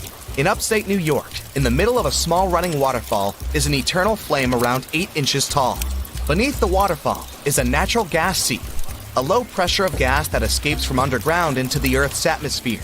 The small fire is sheltered enough by rocks from the waterfall's spray to stay lit permanently.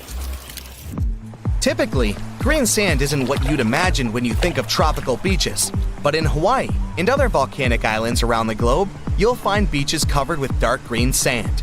This remarkable color is due to the erosion of olivine, a type of rock formed by nearby volcanic eruptions. Over the years, the rock slowly withers into sand and washes onto the shore, resulting in these strange colored beaches. Penitentes are fields of ice spikes, formed in high altitudes. These occur when sunlight beams directly onto ice, turning it into water vapor rather than melting them. The sunbeams vaporize small dimples in the snow surface, resulting in sharp crystal-like formations. The spike can grow as tall as 15 feet. Mammatus clouds are some of the most unusual and distinctive formations of clouds. The clouds can extend over hundreds of miles and appear like the sky has been blanketed with cotton balls. The clouds themselves are harmless, but they often signify that a dangerous storm is nearby. So if you see them, head inside. A green flash sunset is a rare phenomenon that occurs briefly at sunset or sunrise, when the sun is almost entirely out of the sky. In the right conditions, onlookers can witness a distinct green flash, making the sun appear bright green. This is caused by sunlight reflecting off the Earth's atmosphere, causing the light to refract into different colors. The sun appears green, but really, it's just an optical illusion. 50 ships and 20 airplanes have gone missing. Many people have disappeared, and mysterious forces might have... Oh wait, the wrong script. This Bermuda Triangle is located in Transylvania. My bad. So, once upon a time in the heart of Transylvania, there was a mysterious place that people named the Bermuda Triangle of Transylvania. Look at these twisted trees and their tangled undergrowth. It seems like some evil creature may appear from behind a tree at any moment. There might even be ghosts and mysterious creatures that came from space, as stories said. The forest became so popular in the 1960s when a man was chilling there on a warm August afternoon with his girlfriend and a couple of friends. Suddenly, his girlfriend pointed at something unusual in the sky. A man came closer to the spot where she was standing and, to his surprise, saw it too. It was a weird silver disc shining in the sky. He quickly pulled out his camera and took 4 photos before the creepy object bolted away. The object was there for a mere 2 minutes, but the man developed his film and the picture ended up being published in local papers. Many people were skeptical about this. They claimed that those were most likely some weather balloons that looked like a spaceship because they were photographed in odd lighting. But no weather balloons, blimps, or any other objects were in the sky above the forest on that day. Spooky, huh? That's not the only campfire legend from that area. Stories say that those who ventured too deep into the murky depths of this creepy place often did not return, which is how it got its nickname in the first place. There was a shepherd who entered the forest together with his 200 sheep. They were never found again. People have also been whispering stories about a 5-year-old girl who disappeared one day. She re-emerged one day, 5 years later, wearing the same clothes as the day she went missing. Plus, she hadn't aged a day. There are people who entered the forest and did manage to return, but with severe burns, high fever, and some other health issues they didn't have before. Some were sure that happened because the subsoil had lots of natural uranium with a high level of radioactivity. And according to others, it's not unusual that you come to this forest and feel like someone's watching you or your electronic devices just switch off. And now, here's something that's not a legend. The forest has a rich history. Some sources say it was home to the oldest settlement in Romania, dating all the way back to 6,500 BCE. Trees themselves are pretty mysterious. They grow in creepy spirals or have some unexpected zigzag patterns. Even though some scientists have come there to explore this phenomenon, they couldn't find the answer to why they're like this. It seems as if trees are twisting their limbs so they can reach out and grab you when you're not looking. And that's what's interesting. Each of these twisted trees spirals in a clockwise direction. But legends say lots of inexplicable things have happened in a specific part of the forest where you can't find trees or any other types of vegetation. It's a perfect circle called the clearing. The perfect name for a horror movie inspired by all these stories. The soil in this area with no vegetation has been tested, and no one has found any weird stuff or anomalies that could potentially stop plants from growing there. Some locals believe the forest has positive energy, which is why it's good to make a wish there. But many more people let their imagination run wild, telling stories about paranormal activities happening there, like mysterious spheres popping out in the middle of the forest or extraterrestrial lights. Either way, you and your castle can step aside, Dracula, because you're not the only scary story from Transylvania. Here's another reason you won't be able to sleep well tonight. The Isla de las Muñecas, or the Island of the Dolls. In the middle of the eerie and murky waters of canals near Mexico City, there's a small island. It may look charming at first, until you realize it's home to hundreds of dolls hanging from the trees and scattered throughout the overgrown vegetation. These dolls are old and decaying. They've lost their color over time, and their once cheerful faces are now twisted into expressions of despair and horror. There is a sad story behind this disturbing place. It says the island used to be home to a reclusive man who left his family more than 50 years ago to live alone on the island. He started obsessively collecting dolls that were lost in the canal. The story says he even traded products he grew to locals to get more dolls. The man didn't clean these dolls nor show any interest in fixing them. He would just decorate his island with them regardless of the state in which he found them. Even those that looked good ended up ruined due to winds and rain. They weren't just outside. His cabin was full of these scary dolls too. Many people were terrified of this place, claiming it was cursed. But others believed the dolls safeguarded the island. Moving to the suburbs of North London, where you can find the mysterious Highgate Cemetery. It's definitely not a typical resting place for the dearly departed. This cemetery has so many peculiar graves, including those of Karl Marx and Douglas Adams. But that's not what draws visitors to its gates. People come there because of the legends claiming that this place is haunted by all sorts of spooky creatures, including vampires. Yup, stories about shadowy figures hovering over graves with glowing red eyes and sharp fangs never get boring. But this place wasn't always this creepy. It was established in the middle of the 19th century, once neglected and overgrown with crumbling monuments and vegetation that seemed to swallow up graves. But these legends became popular along with the place itself in the 1970s, after the cemetery had appeared in several horror movies. Some visitors there are even self-proclaimed vampire hunters.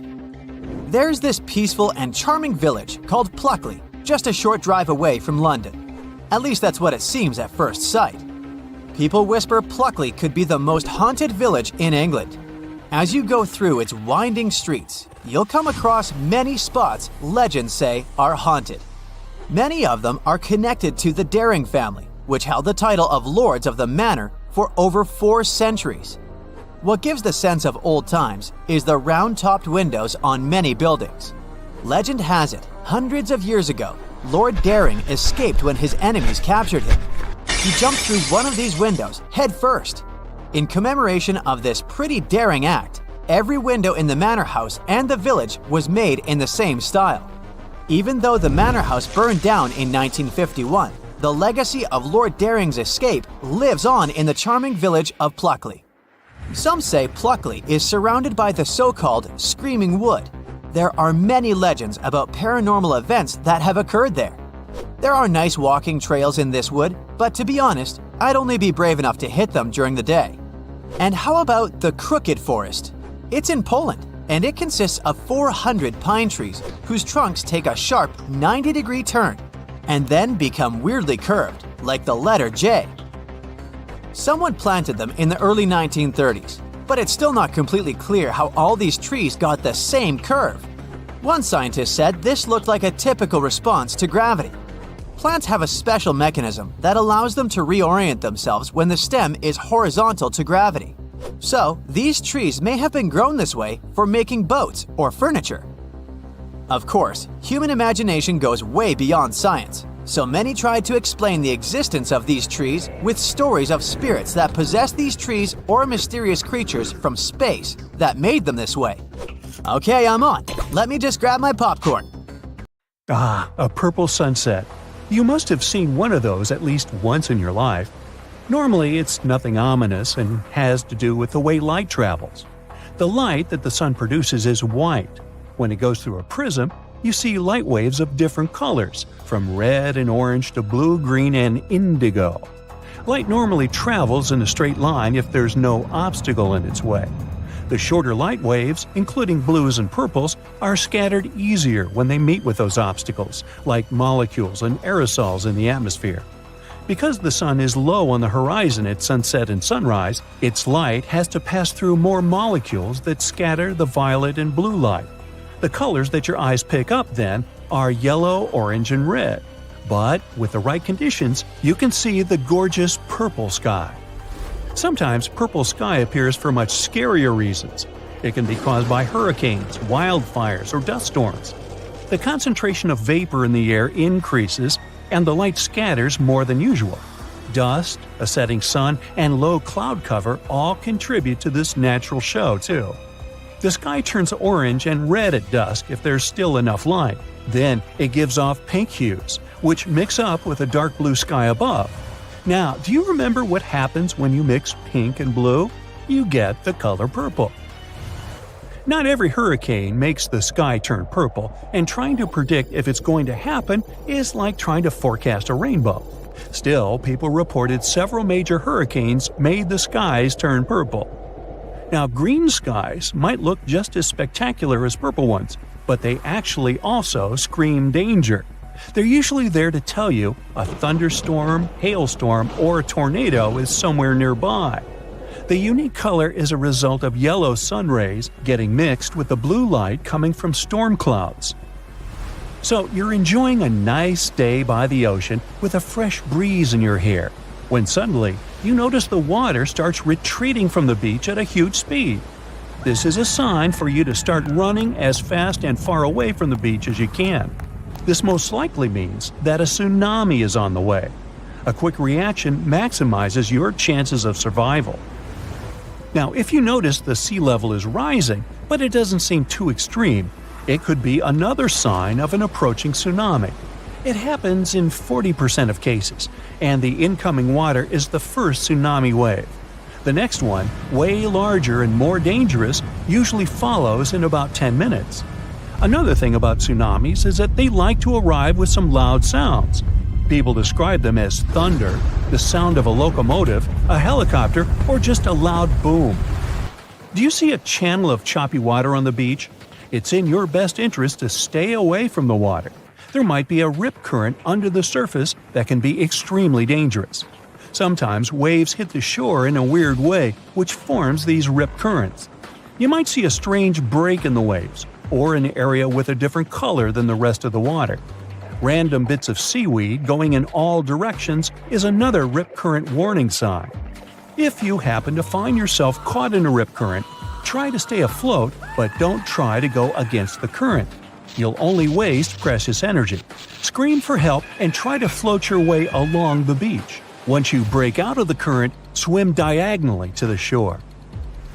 The next time you spot conically shaped clouds in the sky, remember it's a good time to start looking for some shelter. If it just stays like that, a severe storm is on the way. But if a cloud of that shape starts spinning around, it means it's about to transform into a tornado. If you have bees nearby, they can save you from big trouble one day. These hard-working little guys get more active than usual when they feel like a storm is on the way. They speed up to collect more nectar before it hits them, and once they're done with it, they'll always come back to the hive 10 to 15 minutes before heavy rain, even when there are no obvious signs of it coming. Their secret is super-sensitive hairs on the back that can pick up electrostatic buildups from storm clouds. For centuries, people have noticed that animals act weirdly a couple of days before big seismic events. Dogs can't stop barking, cows halt their milk, and toads, rats, and snakes leave their homes. It looks like animals can feel smaller initial shock waves that humans don't even notice. Scientists have tried to find some legit explanation for it and run endless tests and experiments. But so far, they're still on their way to explaining this mystery. Can you smell ozone in the air? When a thunderstorm is on the way, it's the most distinct and pungent smell you can pick up. An electrical charge of lightning sets it free from higher altitudes. The other, more pleasant smell of rain is petrichor. Rainwater wakes up molecules on plants, trees, concrete, and asphalt. Their aroma spreads all over the place. You can even feel that smell in your own mouth.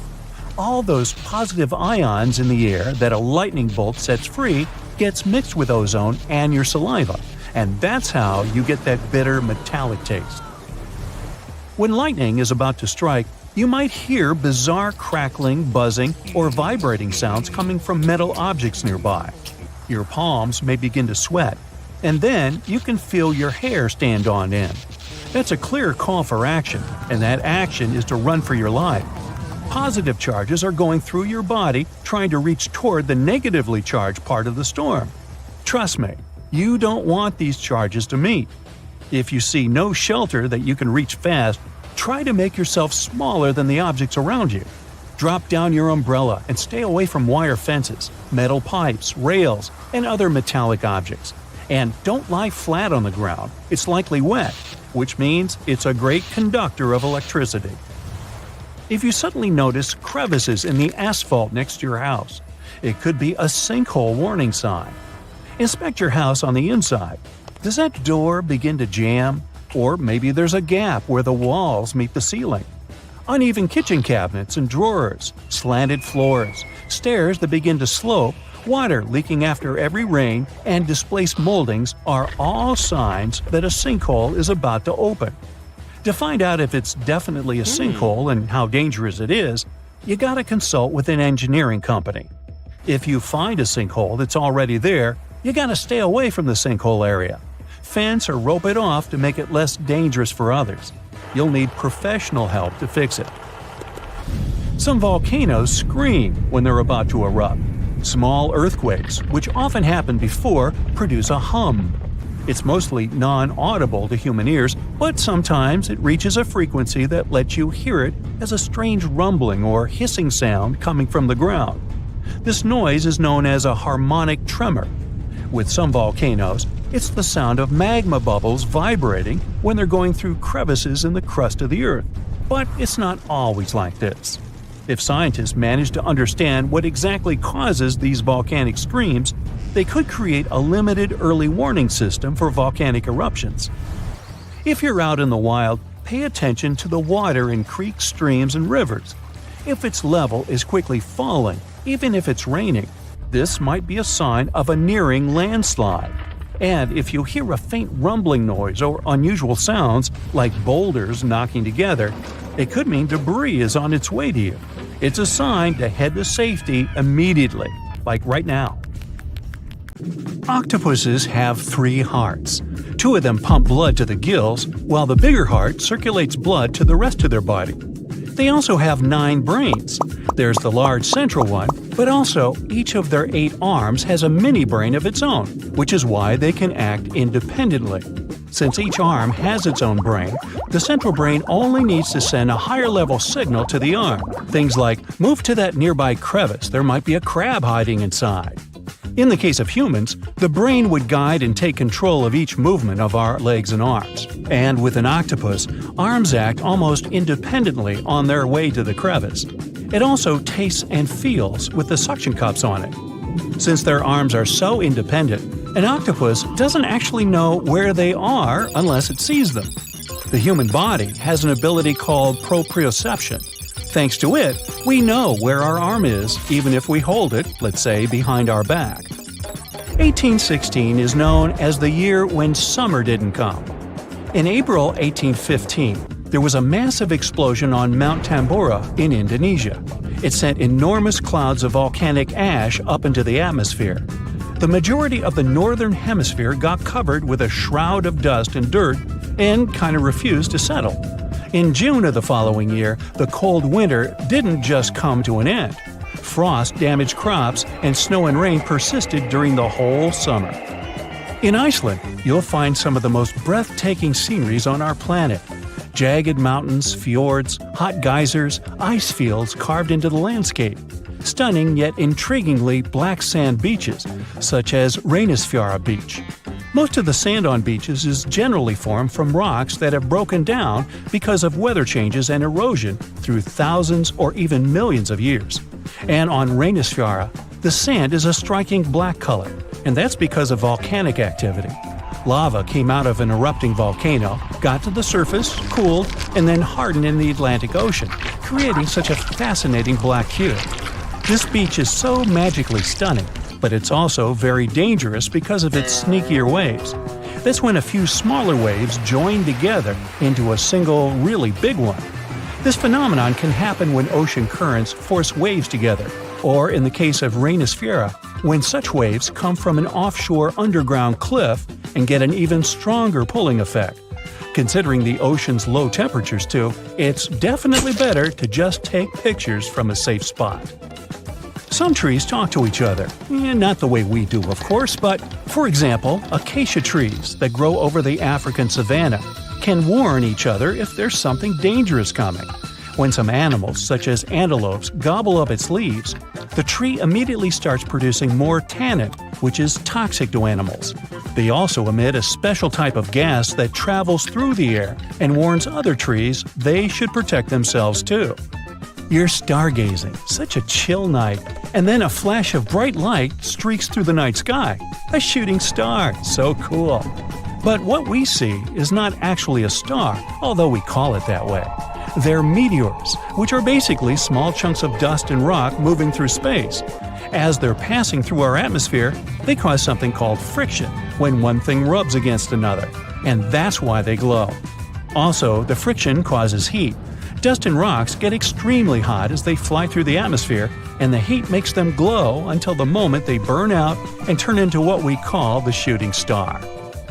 Sunsets in deserts are extremely beautiful because of the spectacular colors they produce a bit more than elsewhere. Sunlight consists of various shades of the color spectrum. When the sun is high in the sky, these colors mix together and our eyes see them as white. But as the sun gets lower, its rays have to go through a thicker layer of atmosphere before they get to us. The atmosphere then scatters shorter wavelengths of light, like blue and purple, before we can even see them. That's why the longer orange and red wavelengths stand out. In urban environments, air pollution can make sunset colors duller than everywhere. The clean air in deserts allow the vivid colors coming from the sun to shine through at twilight. Also, the moisture, water vapor, and rain-engorged clouds can mute the sunset's hues. Since there's no rain, clouds are thin and wispy, so they filter and reflect sunlight instead of blocking it. Bamboo grows really fast. It's actually the fastest growing plant on Earth, sometimes growing about 3 feet in just one day. You can find it in dense forests, where only a little light gets to the ground, which means bamboo is under strong pressure to reach the sunlight as quickly as it can. There's an underground stem that connects bamboo shoots to their parent plant, so the shoot doesn't really need leaves of its own until it gets to its full height. Also, bamboo grows faster than other plants because it doesn't waste its time and energy on growing rings that thicken the stalk. It's just a thin, hollow stick that grows straight up. You'll notice some of the big trees have shallow root systems, sometimes even 10 inches deep in the ground. The roots generally need access to oxygen and water, and they can mostly find it in special underground pockets called soil pores. When a tree has ideal moisture and soil conditions, it can send roots deeper down under the surface and get what it needs. But most of the time, conditions are not perfect, considering bedrock, stones, and compact soil that physically prevents the roots from going down. Such obstacles also prevent the roots from getting the needed oxygen. So, when life gets tough, the tree will take an easier option. Its roots will stay close to the surface and spread out in different directions. Drought conditions are another reason trees can have shallow root systems. By staying closer to the surface, they can take most of the rainfall collection. Plants are exposed to the sunlight most of the time, but they still don't get sunburn. They appeared on land about 700 million years ago, and one of the key things they needed to survive was something that would protect them against the ultraviolet rays coming from the sun. Those in the sea had seawater as protection. UV radiation is mostly responsible for sunburn, so land plants developed a special protein that detects it. This protein sends signals to the cells to protect the plant from the damage and effects of UV radiation. Basically, it's like they produce their own natural sunscreen, but this still doesn't mean they're 100% protected. You know that common belief that if you water plants in the midday sunshine, this can cause their sunburn? Some think droplets of water act as tiny lenses and then focus the sunlight onto the leaf surface. But they're not strong enough to actually focus sunlight from a water droplet onto the surface of a leaf. It's just that their natural sunscreen doesn't mean total protection. Too much exposure to UV radiation damages cells in the leaves and bark of the majority of plants. Earth's core is as hot as the surface of the sun. You'd think it could easily melt our entire planet, especially since the core is only 1,800 miles away from the surface. If the sun were so close, we'd be like French fries. But we're alive because the center of the sun is surrounded by a mantle of rock that's mostly solid. The crust we walk on actually floats on that mantle and protects us. If the sun was close, we'd only have empty space to protect us, and you and I wouldn't be talking. Also, to melt the entire planet, you'd need way more energy than the heat in its core. So there.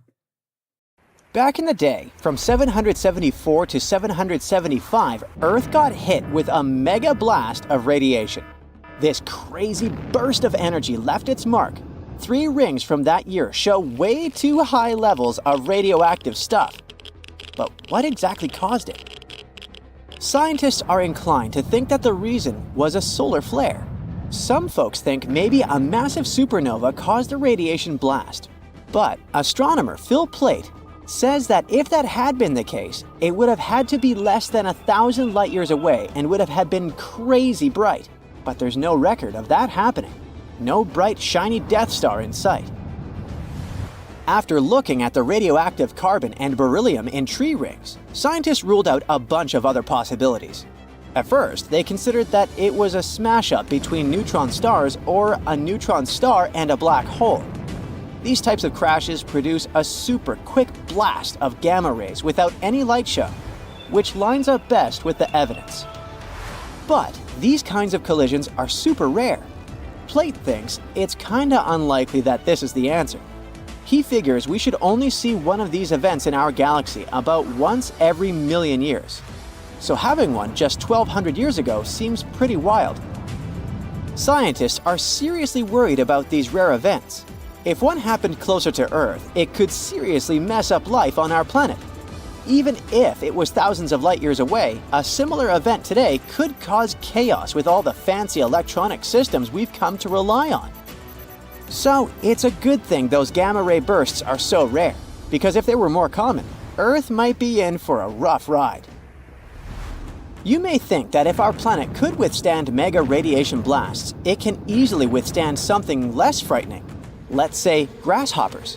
Sorry to say that, but it's not exactly true. Back in 1874, during a hot summer in Kansas, things took a strange turn. Grasshoppers, or should I say locusts, invaded the Great Plains like nobody's business. They came down like a storm, blanketing houses, trees, and even poor trains passing by. These bugs were on a mission to cause chaos. Farmers had to scramble to protect their wells and just about anything else worth saving. Locusts landed everywhere, wreaking havoc on everything in sight. Even poor sheep lost their wool.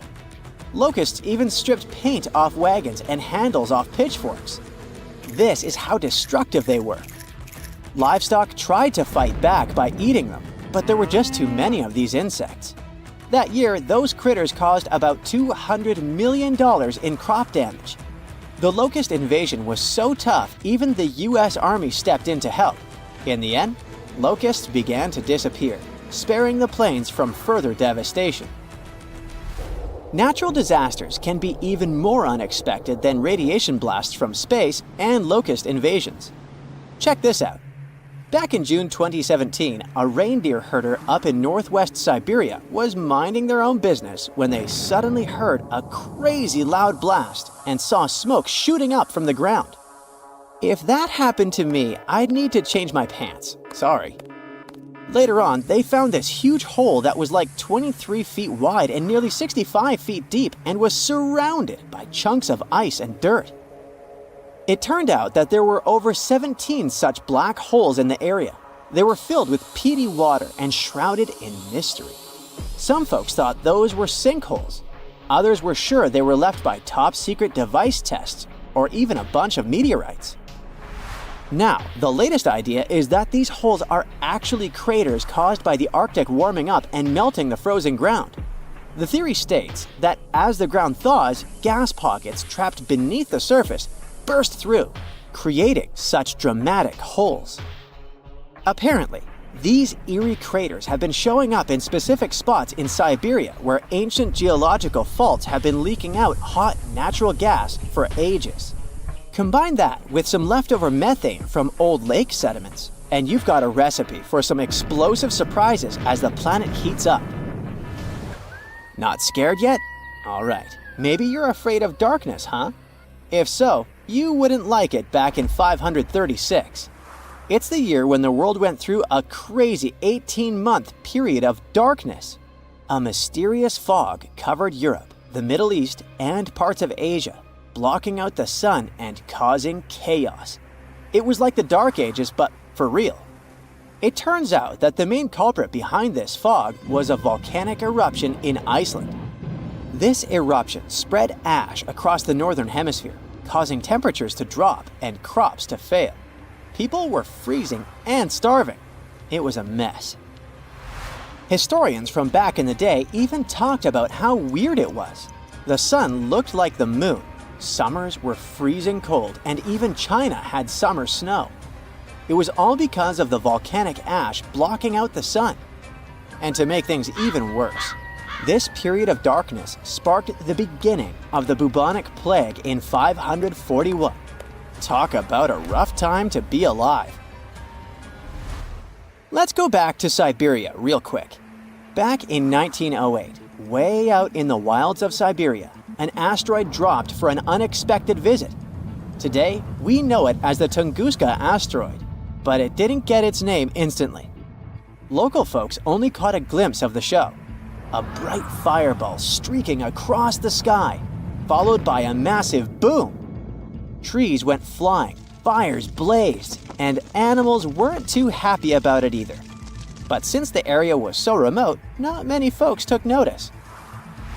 For almost 2 decades, nobody bothered to check out the Tunguska site. People had too much on their plates back then. But then, scientists finally made it out there and found evidence of the asteroid's shenanigans.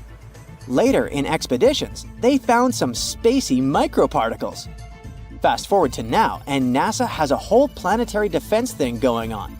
They even sent a mission to test out asteroid deflecting tech. Because who knows when the next cosmic rock will come knocking on our door, right? In the middle of the 19th century, there was one more epic solar storm called the Carrington event. It may not sound like a big deal to you, but it had pretty rough consequences. The next day after the storm, Earth was hit with this insane geomagnetic storm that threw telegraphs off the rails and brought auroras to the tropics.